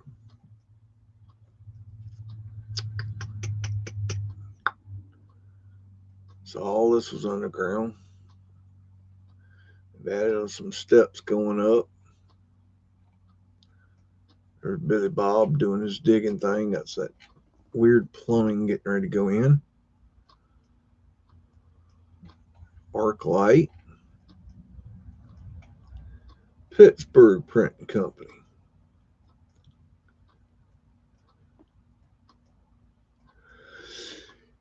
You know, I have to question. This is a good question. This just popped in my head. Uh, so this is in 1912 and 13. Let's definitely 12. My point for my point. Okay. Uh, so if the electrical poles with the transformers and the the glass isolators and the wires, the T's, if all that's in place in 1912, when did Pittsburgh get electricity? What year? And the reason I asked that is that in 1909 they were planning to do this. They started planning in 1909. They knew back in 38 was when they did the first hump cut. I'd have to go back and look at the record, but they in the early 1800s and in the mid 1800s they did two other hump cuts where they took off less dirt, but they did two other hump cuts in this area. There's very little documentation of it, but the official story goes that they did two. This is the third hump cut, right? My point being, in this area, they added electricity at some point. When did they install the electricity? And why did they install the electricity when they knew this area was a problem and or they were going to do the hump cut? Are y'all following that chain of logic? Or maybe I'm just crazy. We're going to go either way here. Y'all decide. 1912, north side of Webster Avenue, showing corner of Tunnel Street and Hump District. All right. So we'll go over here and look at this. See what we got going here.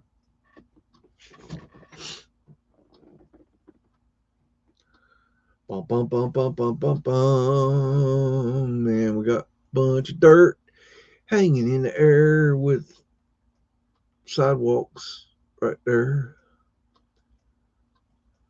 Deluxe mud flooders in the sky. Moving on up to the roof to do some demolition. Gonna tear down all these places. Got some flowers in the attic here. Chew honest scrap. All right. Emperors and wholesale grocers. Got a barber pole.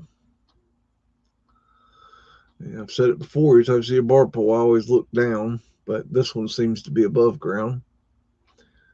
But if this is the third hump cut, what was below ground in the earlier hump cuts? What I want to know. Oh, I wish I had documentation of those. Boy, oh boy. Webster, 1912, north side of Webster Avenue, property of property from Chatham Street east in the Hump District. Sorry, that read weird. La di da di da da da dee dee da da da, and look at all the dirt and the sidewalk sitting on it. That's kind of weird right there. Look at that. That's something odd. Almost looks like I don't know what it made, almost like a wood plank area. I don't know what that's doing there. That's kind of strange anomaly. You got an area way under this one. You can see the stone wall. That means it's hollow under that sidewalk. In case you didn't know. Arc light. Dental dog toothing. Oh, that's a good looking awning. Who didn't like a good awning? I mean, they really set off the character of the building.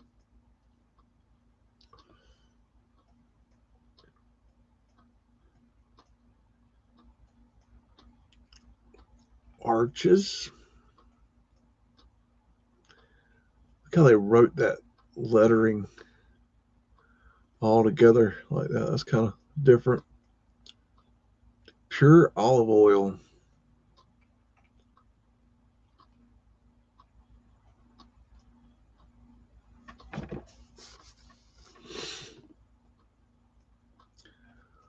Look right there. There's a Mudflood drop-in right there. You see the railing right there, and then you see the stair rail going down. There's a door underneath there. So I thought that was the door. That's not the door. The door is down. And you talk about weird. That's weird. That's a weird one. That's weird. Oh, okay. Here's the door for this. Okay, I think. Yeah, that's the door. But there is a door under that. That is a stairwell going down with a door. I don't know. I'm kind of getting tired of this. Maybe I'll go look at the Sears and Roebuck catalog for a while. Getting a little boring around here. Who doesn't like an old dusty rag of toilet paper? Okay. And we got 1912 Northwest Corner Strawberry Way, Pentland Street in Hump District. We got Fred over here in the corner doing what Fred does. Fred's probably looking for the donkey too. Donkey and Co. Look at that. Got a popped up awning. Love a good awning. Why would you not? There was a building here. You can see the joist inserts right there.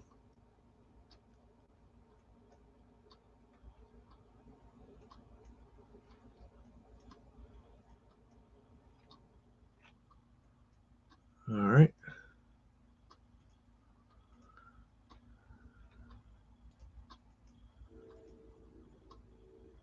I hear a choo-choo train. 1912 view of a demolished building on Webster Avenue at Grant Street in the Hump District. We like a demolished. What we got? All right. All right. So to the left side, there's that sign they put out. I've got better versions that you can read that a little better. You can see it in the videos that I posted too. Wonder what they did with all the bricks from these demolished buildings. I had somebody comment on a video somewhere where they were saying that they grew up in Pittsburgh and you couldn't. It's interesting. Somebody etched that X into that right there. I wonder why. They said they grew up in Pittsburgh and you couldn't go anywhere and dig in Pittsburgh and not find a brick. So I don't know if that's true or what they meant by that, but I thought that was rather interesting. Rather interesting indeed.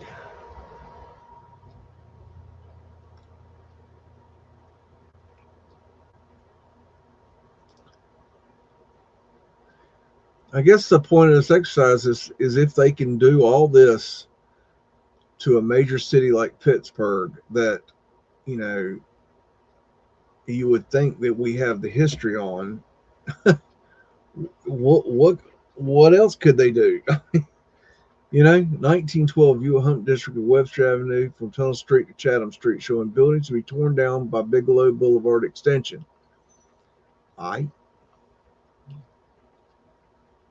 So buildings to be torn down. Well, that doesn't surprise me. This is how y'all torn down 97.5% of the buildings. It's no surprise. There's Fred. Fred is not surprised. Ristorante Italiano. That was a terrible Italian accent. Absolutely terrible. Caution, dangerous. Keep back. We're demolishing buildings. Back up. Keep back. Don't come anywhere near it. We're going to drop a building on your head. Don't do it. Don't get too close. Got an arc light. Light up the area while we drop the buildings to the ground. Oh my goodness. Yep. We'll be at home reading the toilet paper record by noon. Don't you worry. drop a 4 or 5 buildings, then go on back down to the house, read the Sears Roebuck catalog. Yeehaw. Okay. 1913, a view of road construction on Webster Avenue from Grant Boulevard to 6th Avenue in Hump District. The view includes an Italian restaurant called Battaglia area something cafe and Italian newspaper called the La Trecana. What? Trecana, something, Tropicana, Cucaracha, I don't know. Several billboard advertisements. All right, well, that didn't help me none. But anyways, here we are. Hey, take a big old cup of zip it up. Thank you, sir. Time for all that. That old big old mouth beagle. You big old mouth hound. I didn't even know they made such a version of a big mouth hound. Do. We're some. Hey, zip it. Some of our call ducks on the farm got away, got out this week. And so everybody was trying to catch the ducks. And I was kind of, watching this take place, and I'm like kind of giggling because I'm like, you're not gonna catch them ducks, and they couldn't catch them. And so then I'm like, y'all want me to try? And they're like, they looked at me like, you can't catch no duck. I'm like, I am the fucking duck whisperer. They looked at me like I was crazy. So I went over there and and everybody left. I called back. I was like, y'all might want to come out here and get your duck. And I caught that duck within 5 minutes. And they couldn't believe it. I told them I can't tell you all my secrets. They got an antenna with mercury ball. But I caught one of those. I didn't see any other ducks. There was 3 that got out. I caught one of them. I didn't see the other ones. I couldn't try because I didn't see them. I did. I caught one of them ducks. There's Fred back there. There's another Fred.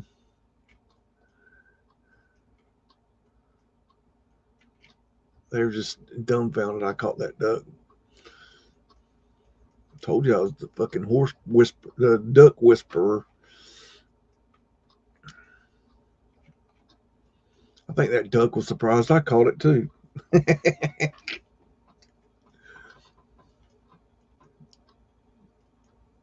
Anyways, just a little farm humor. Do. Ether Peniel. Building dropped here.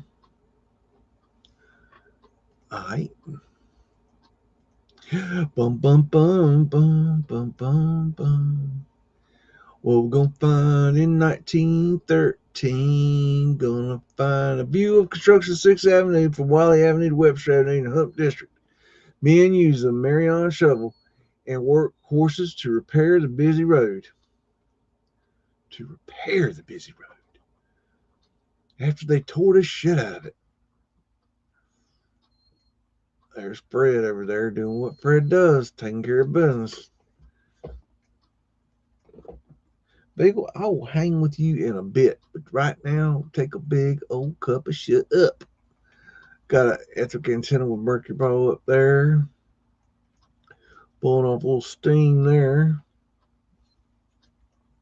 Do. Yeah, sit Fred. Good horsey. Yee.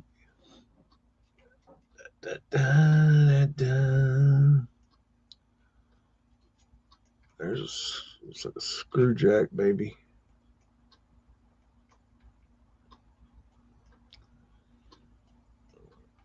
Got wrought iron work right there. So that scrubbed cartouche. There's another one.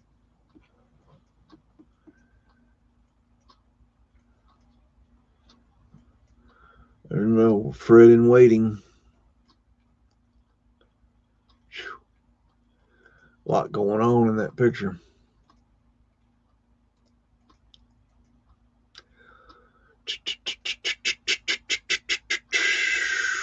1913, a view of 6th Avenue from 5th Avenue to Wiley Avenue in the Hump District with workers repairing 6th Avenue pausing to watch the photographer. Billboards on the left advertise for an assortment of items including Hermes ice cream. I might try that now. That sounds awful good. And the Grand Opry House. Army and Navy metal polish.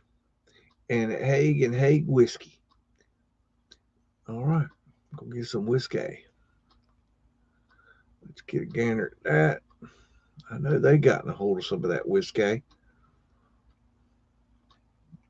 Pick your nose there, buddy, in front of the camera. You realize that you have been recorded for historical record, right? Just saying. There's a time and a place you got to pick your spot, son. That's not the spot. In front of God and everybody in front of the camera, nonetheless. Got some advertisements up here. Hermes ice cream. All ages love Hermes ice cream. Like those old advertisements, they're pretty neat. I don't particularly like to see them on buildings, but they're still interesting to look at.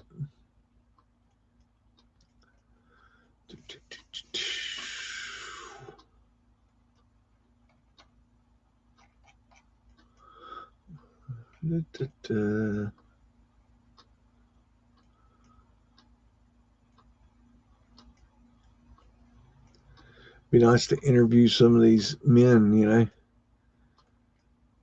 I bet you that most people that have lived in Chicago or not in Pittsburgh for any amount of time, I bet most of them do not know anything about this. I bet this would absolutely, they'd be like, what are you talking about? I've never heard of that. And if they had heard about it, I doubt they had, I got to read my thing. I doubt they really had any idea about what it really was.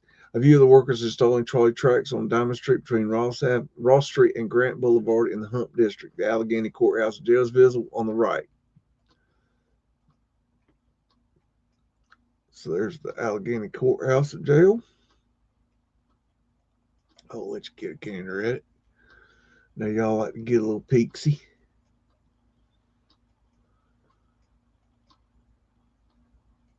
This is like a Mudflood peep show. Y'all a naughty bunch be looking at this. Y'all really should have a little bit of shame. I mean, this is naughty. Absolutely.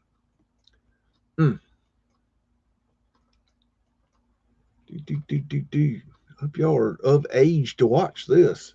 I need to put like an 18 up restriction on this video. There's a Fred and Fred Incorporated. Woo! Arc light. Got a bridge to nowhere. Eee.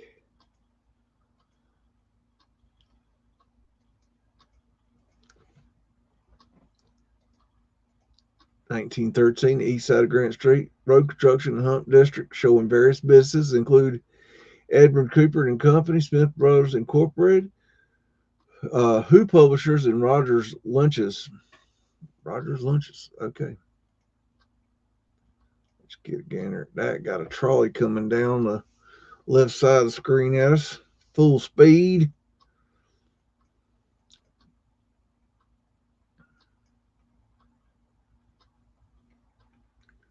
$1 case coupon, $0.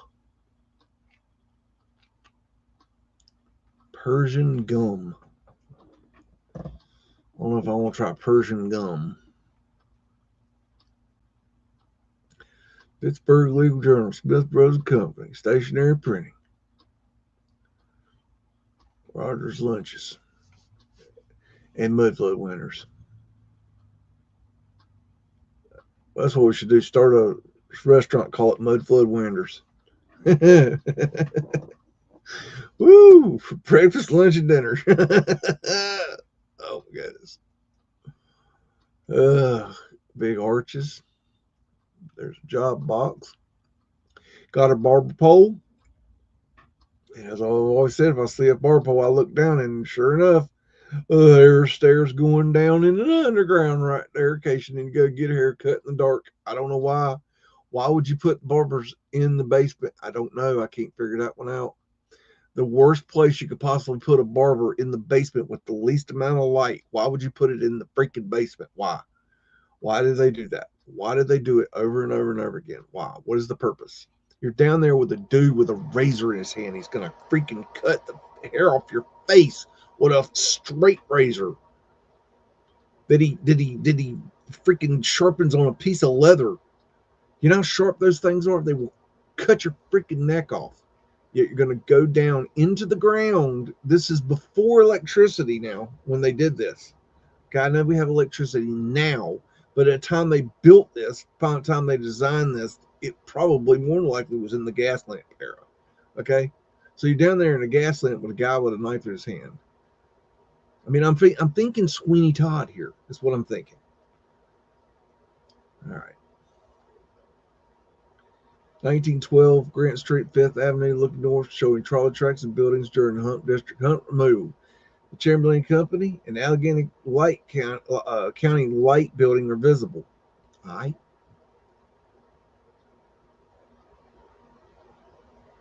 Got a big intersection of trolley tracks here. Got job boxes. Got shovels stacked up.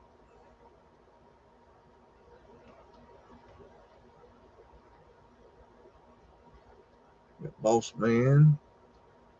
Got junior boss mans. Of course, we got a lot of dirt for you.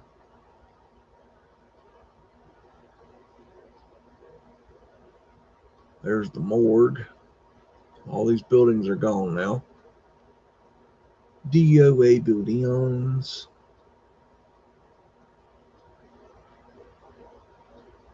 Look at that smog.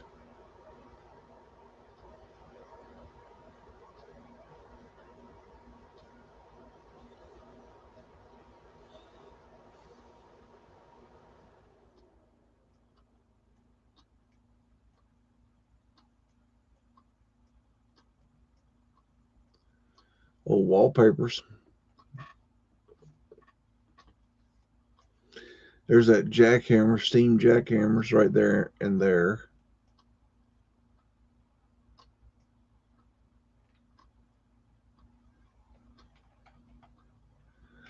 Look at that. They're installing new street lights right here, right beside the old street lights. That's interesting. Or maybe those are, those may be cable car power poles. I don't know. There's a ladder leading for Douglas. Shout out UAP. He's an OG.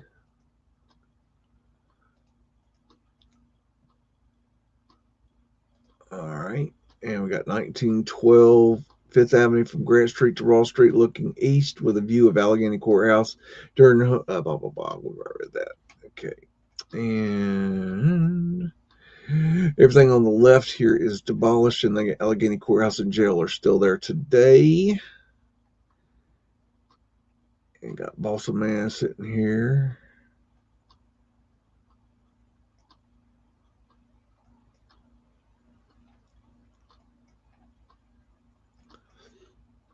Got wallpaper just hanging.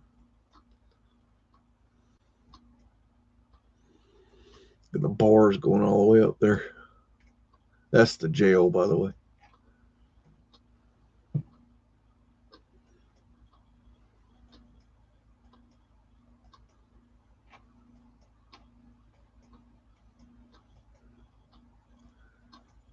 Very cool.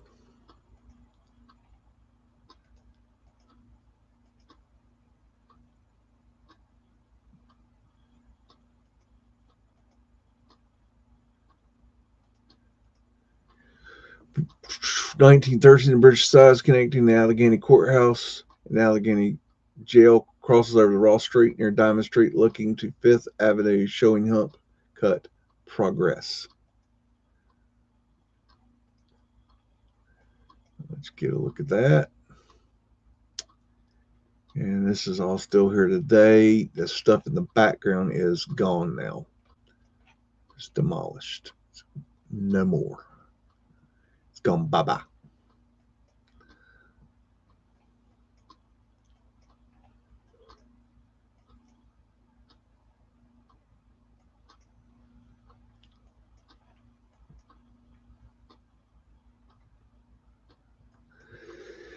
It's weird that you got these little windows here that, you know, you would think, oh, that's designed there so the prisoners can't jump out of them as they're going to the courthouse. But then look at this window right here.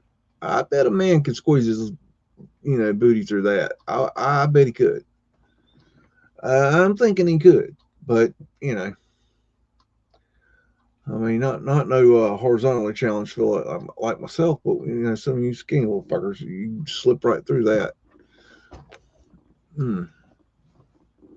There's Fred right there. I ain't seen no donkey. Arc light. Okay, so that's that. All right, and I say that is enough of looking at the pictures for this evening. And I figured I'd give you guys another opportunity to ask any questions that you may have at this point related to the Hump cut of Pittsburgh, 1912 and 13. Any questions that I can answer for you? And while you're asking these questions, check our poll. So far we got 100%. I guess let's see, we got 14 votes on the 14 people are saying they want to do a flash mob this week. So sounds like y'all are interested. If y'all just want to let me know what day, Wednesday, Thursday, or Friday is the best day, probably the 8 o'clock, maybe 9 o'clock range, depending on my day. I'll have to get later in the week to find out. This is going to be a weird week because we've got rain chances every day this week, and it's been kind of up and down how the rain's coming in. We need it, so I'm fine with that. But it could be a weird week for me. But just I think that show I like to start a little bit earlier.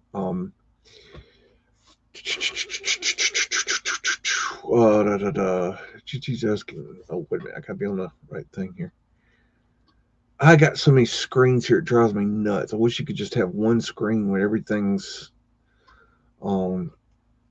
Let's say the rounded buildings had a megalithic style blocks, rounded buildings. Okay, that went down to the ground. So those buildings were not lowered since they were already at ground level. Okay, what you're asking, I'll put that in more understandable terms. What you're asking is why are when they uncovered the Allegheny courthouse, why did the stones go all the way to the new ground level? Well, the official story from the architect is that he knew when he built the Allegheny courthouse that they were going to lower the street level, and so he took the stones down below grade so that when they uncovered the building that they would already be there. But I think that's not correct, because when they uncovered the buildings, yes, there was stone there, but what's weird is they took some of the stone out on the courthouse on the lower level, on some of the sides, not all, I don't think, maybe even all, I'm not sure. There's more research that needs to be done, and they changed the stone. They used different stone. So there's some real hanky panky going on there. I don't know if that answered the question, but that's the answer, I think.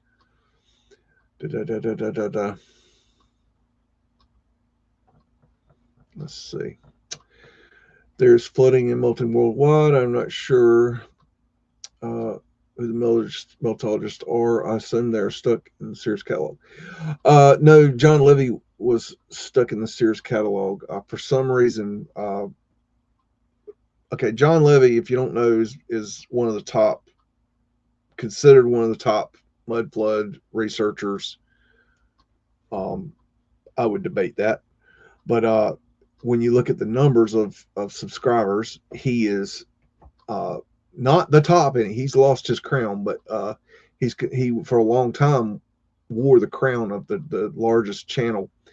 But just recently, he's finally moved on, it seems. But for quite I don't know, a month or two, something like that, he just kept looking at the damn Sears and Roebuck catalog, which has nothing to do with old world research. So it was kind of insulting, I think, to his viewers that these people are looking for the best of the best, and he gives them an old toilet paper catalog. I don't know. And the Meltologist, that's a whole nother story. I've got a complete playlist. If you look under my playlist, and you can go looking at what I've done on Meltology, because that's a whole nother bag of retardation that I don't even feel like talking about. It just gets me riled up. What's the quote? Let me see. What's my quote? This quote this quote explains Meltology. From Mark Twain: "The truth has no defense against a fool determined to believe a lie." That's Meltology.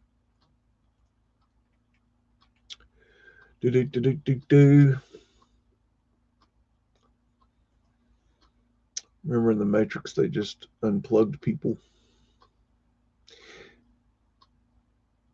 Yeah, but okay, in the Matrix, remember everybody was in this. Everybody was jacked in a simulation, and the Matrix. How do I explain this?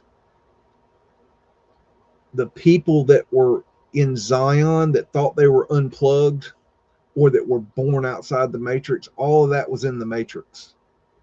And it was the people being unplugged, and the Neo character and all that was just a way of them containing and keeping people happy. Because if you remember, they tried a Matrix where everything was perfect, everybody was happy, and everything was provided for them. It was all rainbows and unicorn farts, right? And it failed. They lost entire crops. So then they learned, basically what they did was they created a Matrix where people could, when they started having trouble, their consciousness started having trouble, that they would have this awakening experience, or they would be unplugged, or they would have an experience where they woke up in Zion. And then you had the Neo character that was supposed to defeat the AI over and over again, but it was just a program to it was all a simulation within a simulation. And that's another thing. Talking about simulation, when I say simulation, I don't mean simulation is not what I believe that we're in. I believe we're in a holographic projection that is being projected from the mind of God. Okay, the mind of the Creator. It's not ones and zeros. It's not a computer simulation. It is a consciousness holographic projection. And I use the word simulation because that is a word that people understand. When you say holograph, people do not understand that. And so I don't use that wording as much. But I've noticed there's some channels out there that are getting their knickers twisted over the word simulation. And I understand why they get confused and not in agreement with that. But I still use the word simulation because it is an easier word to understand than a holographic universe. But the correct term would be holographic universe, not simulation. Simulation is a fake reality, basically created by computers or hardware, software, AI, ones and zeros. But that's not what I believe. What I believe is a lot more complicated to understand. And I don't ask anyone to understand. I'm just, if I'm asked what I believe, that's what I believe. That's what I believe it boils down to. Then that's like, well, so you're saying none of this is real? Well, it's as real as it if I punch you in the face, is that real? Does it feel real? What is reality? Our reality is a holographic projection. It's a consciousness projection. It's an energetic projection. Okay, and our reality, what we call reality is just that. Is it real? It's as real as it feels real, but that's what real is. It's like, you say, what do you think real is? I mean, if I bite your finger, do you feel that? Yes. So I have consciously, changed, put pressure on the holograph, and it's like there's a sensation, the energy, it compresses, and it creates this sensation. It's brilliant. The creator is brilliant. We have limited the creator to this like joke of a book. Get the book and just throw it out. The creator is so much bigger than a damn book. That's man's book. You want to know what man thinks? Read the books. You're not going to find the creator, the true creator, the whole creator in a book. You can't write down the creation. You can't write down. There's no words for it. It gets beyond words.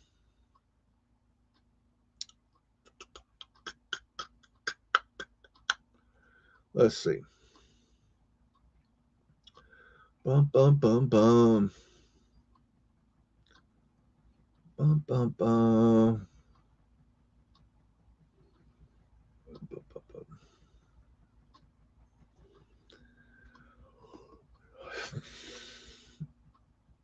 Who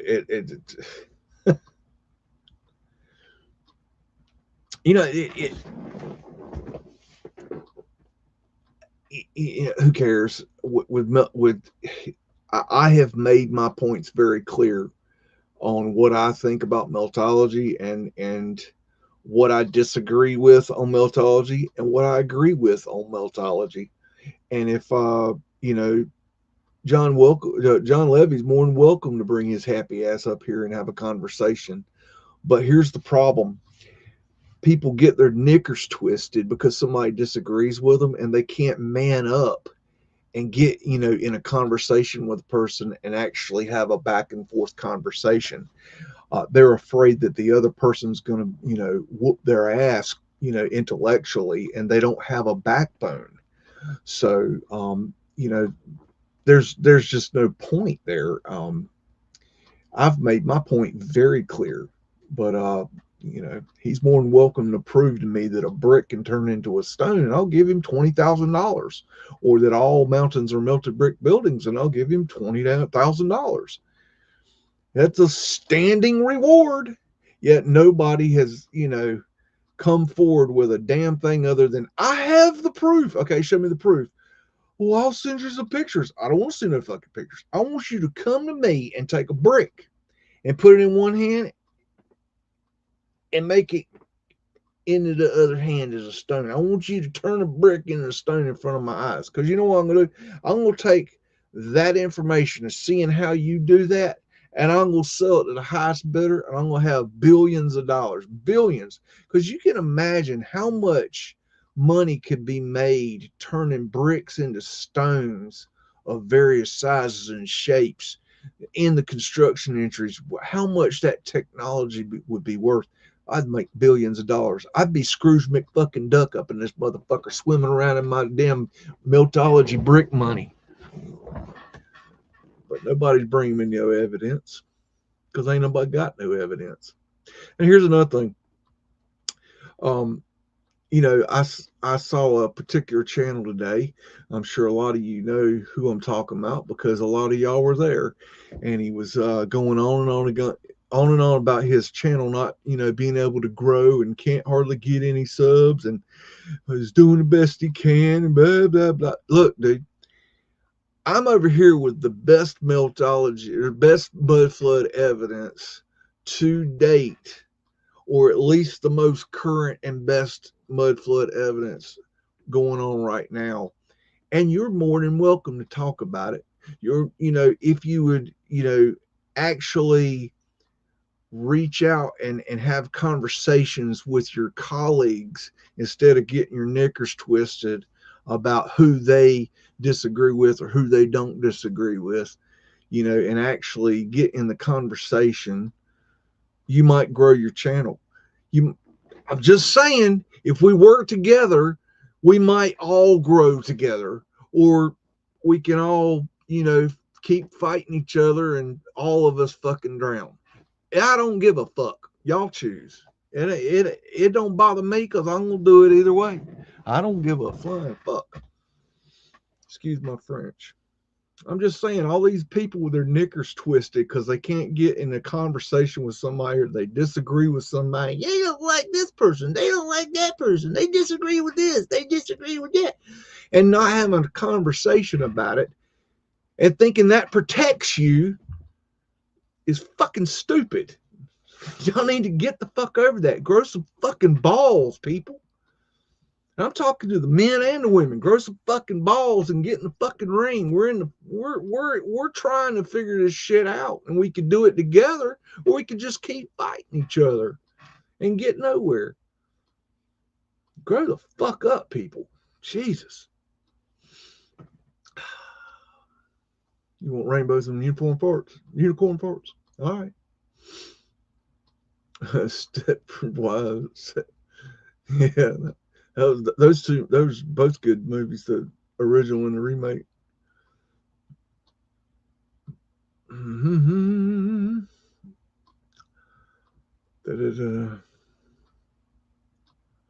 Why are some people are blurry and some aren't? Shouldn't the camera focus in on everything? No. If you move because these cameras are the kind where you open the shutter and leave it open for a certain period of time and close the shutter. If you move it, these cameras, probably it was around 2 or 3 seconds that they opened it. It varied depending on the light and the conditions and the size of the photo and all kinds of shit. But depending on how long, let's say they did it for 2 seconds, 1,000, 2,000, or 1,000, 2,000, 3,000. Okay. If you move during that few seconds, you would be blurry.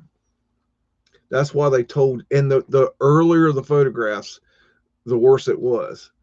In the very, very early photographs, you had to stand perfectly still. And in a lot of the portrait photographs, what you don't see is they would have these devices that would like hold, like if they had to stand still for a long time, they would like hold their arm up, or like all kinds of stuff, like backboards and stuff like to keep people still. So that's why they were blurry.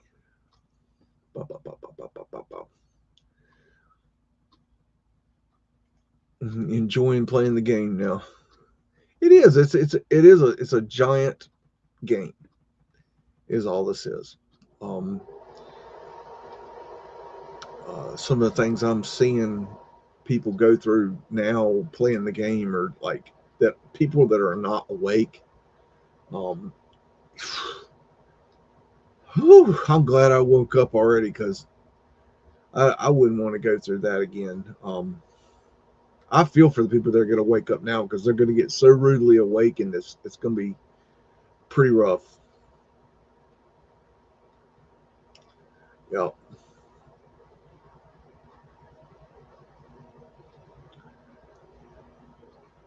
No. This was one of our own. I'm not trying to throw anybody under the bus. I'm just saying that if you know the reason a lot of us are not growing is because we're not working together. Okay, if we would work together and have conversations and shout out each other's work and have debates on, if you fine, you disagree with me, that's fine. Okay, cool. Tell me why you disagree with me. Talk to me. Okay, get your words out. Use your fucking words. Have a conversation. Pick up the phone. Email me. Leave a comment. Set up a fucking live stream. Do it behind the scenes. Do it in front of the scenes. It's like Michelle Gibson. I saw she was saying some stupid shit, saying the whole of the Rocky Mountains was melted buildings. So I sent her a nice email. Here's you saying this. I'm trying to clarify, is this what you mean? Are you trying to say that all these mountains are melted buildings? Would you like to have a conversation with it behind the scenes? Basically, in a very nice way, she told me to kiss her ass. Well, what the fuck am I supposed to do with that but throw you right under the fucking bus? Because if you ain't willing to have a conversation, okay, that doesn't stop me from throwing you under the bus. And then she goes right on and has live stream conversations with meltologists. Okay. How does that help the situation? How does that move us forward? How do we figure this thing out if we don't communicate with each other? We're fucking grown-ups here. Grow the fuck up and fucking be a grown-up. We're at the fucking end of times here. Okay, we're going from third dimensional reality to fifth dimensional reality. We kind of need to know what's going on. We kind of need to work together. Or not. I don't care. I don't give a fuck. I have tried everything I can to get these people to come together and break bread. The creators on YouTube are the fucking worst. They're the fucking worst. I swear to God, they're the fucking worst. All of them, across the whole fucking lot of them. It's incredible. I mean, I'm like, yeah, I'm this little guy, and I'm having to fucking reprimand the fucking big guys. Why? You know? And it's not across the board. It's a lot of them. It's most of them. There's a lot of still good ones. It's the ones. You know who it is that's still good. That still got that doesn't have their knickers twisted. It's the ones that stayed pretty much the ones that stayed out of. That have kept anonymous, like Mind Unveiled. Mind Unveiled. He doesn't get into it with anybody. Why does he not get into it with anybody? Because he just stays out of. He keeps everybody out of his. He knows he can contact me, and I know I can contact him, and we do share information behind the scenes, but we don't do this in front of the public. And he's protecting himself, and I don't fucking blame him. If I could go back and do this again, I wouldn't be up here, right in front of God and everybody. I'd have been anonymous because, it ain't caused me nothing but, fucking aggravation dealing with the other creators, because they're the fucking worst. You have no idea how annoying and how just shitty they can be. You just don't even know. All these people that you love and trust, believe me, most of them, 90% of them, are fucking assholes. And they know who they are. It's most of them. I don't even have to name them. You just name them, and there's probably them. Anyways. We should be able to have a conversation. I mean, I don't have to disagree with you. You don't have to agree with me. We can disagree. Okay, that's fine. Now I don't agree to disagree. I'm not a chump, and I don't give up. But you can walk away, with your tail between your legs. That's up to you. But you don't have to agree with me. I'm not saying you have to agree with me. You must not demand you agree with me. You must agree with everything I say. I'm the pedophilia of knowing every fucking thing. I'm not. I can be wrong. Let me know where I'm wrong, and let me know why I'm wrong. Prove to me why I'm wrong. I say a brick cannot turn into a stone. Prove me wrong. I triple double dog dare you. You're going to walk over here, but you're going to go back limping. Come on. Come on, Cletus. Not one single meltologist has stepped up to the plate. Not one. All these mouthy ass meltologists that talk shit like you wouldn't believe.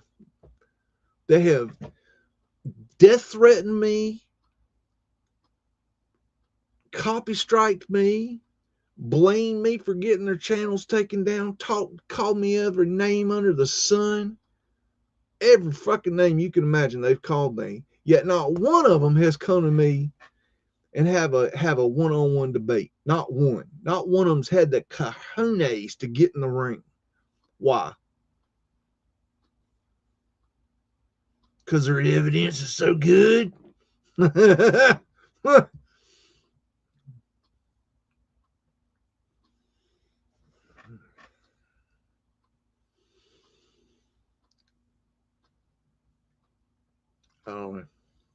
I'm going to keep doing what I do, and I'll see y'all next week. Love, BEAGS. This motherfucker don't miss. No, he's fucking good. That motherfucker don't miss, man. He's good. In the heat of battle, he don't miss. No. In the heat of controversy, he don't miss. No.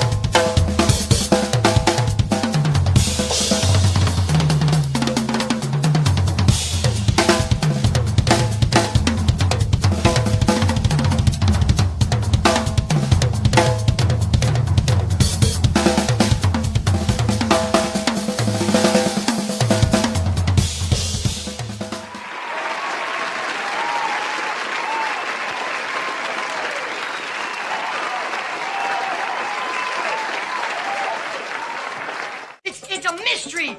It's a mystery wrapped in a riddle inside an enigma. Don't you get it? Say woof again! Say woof again! I've got one that can see. Welcome to the underground.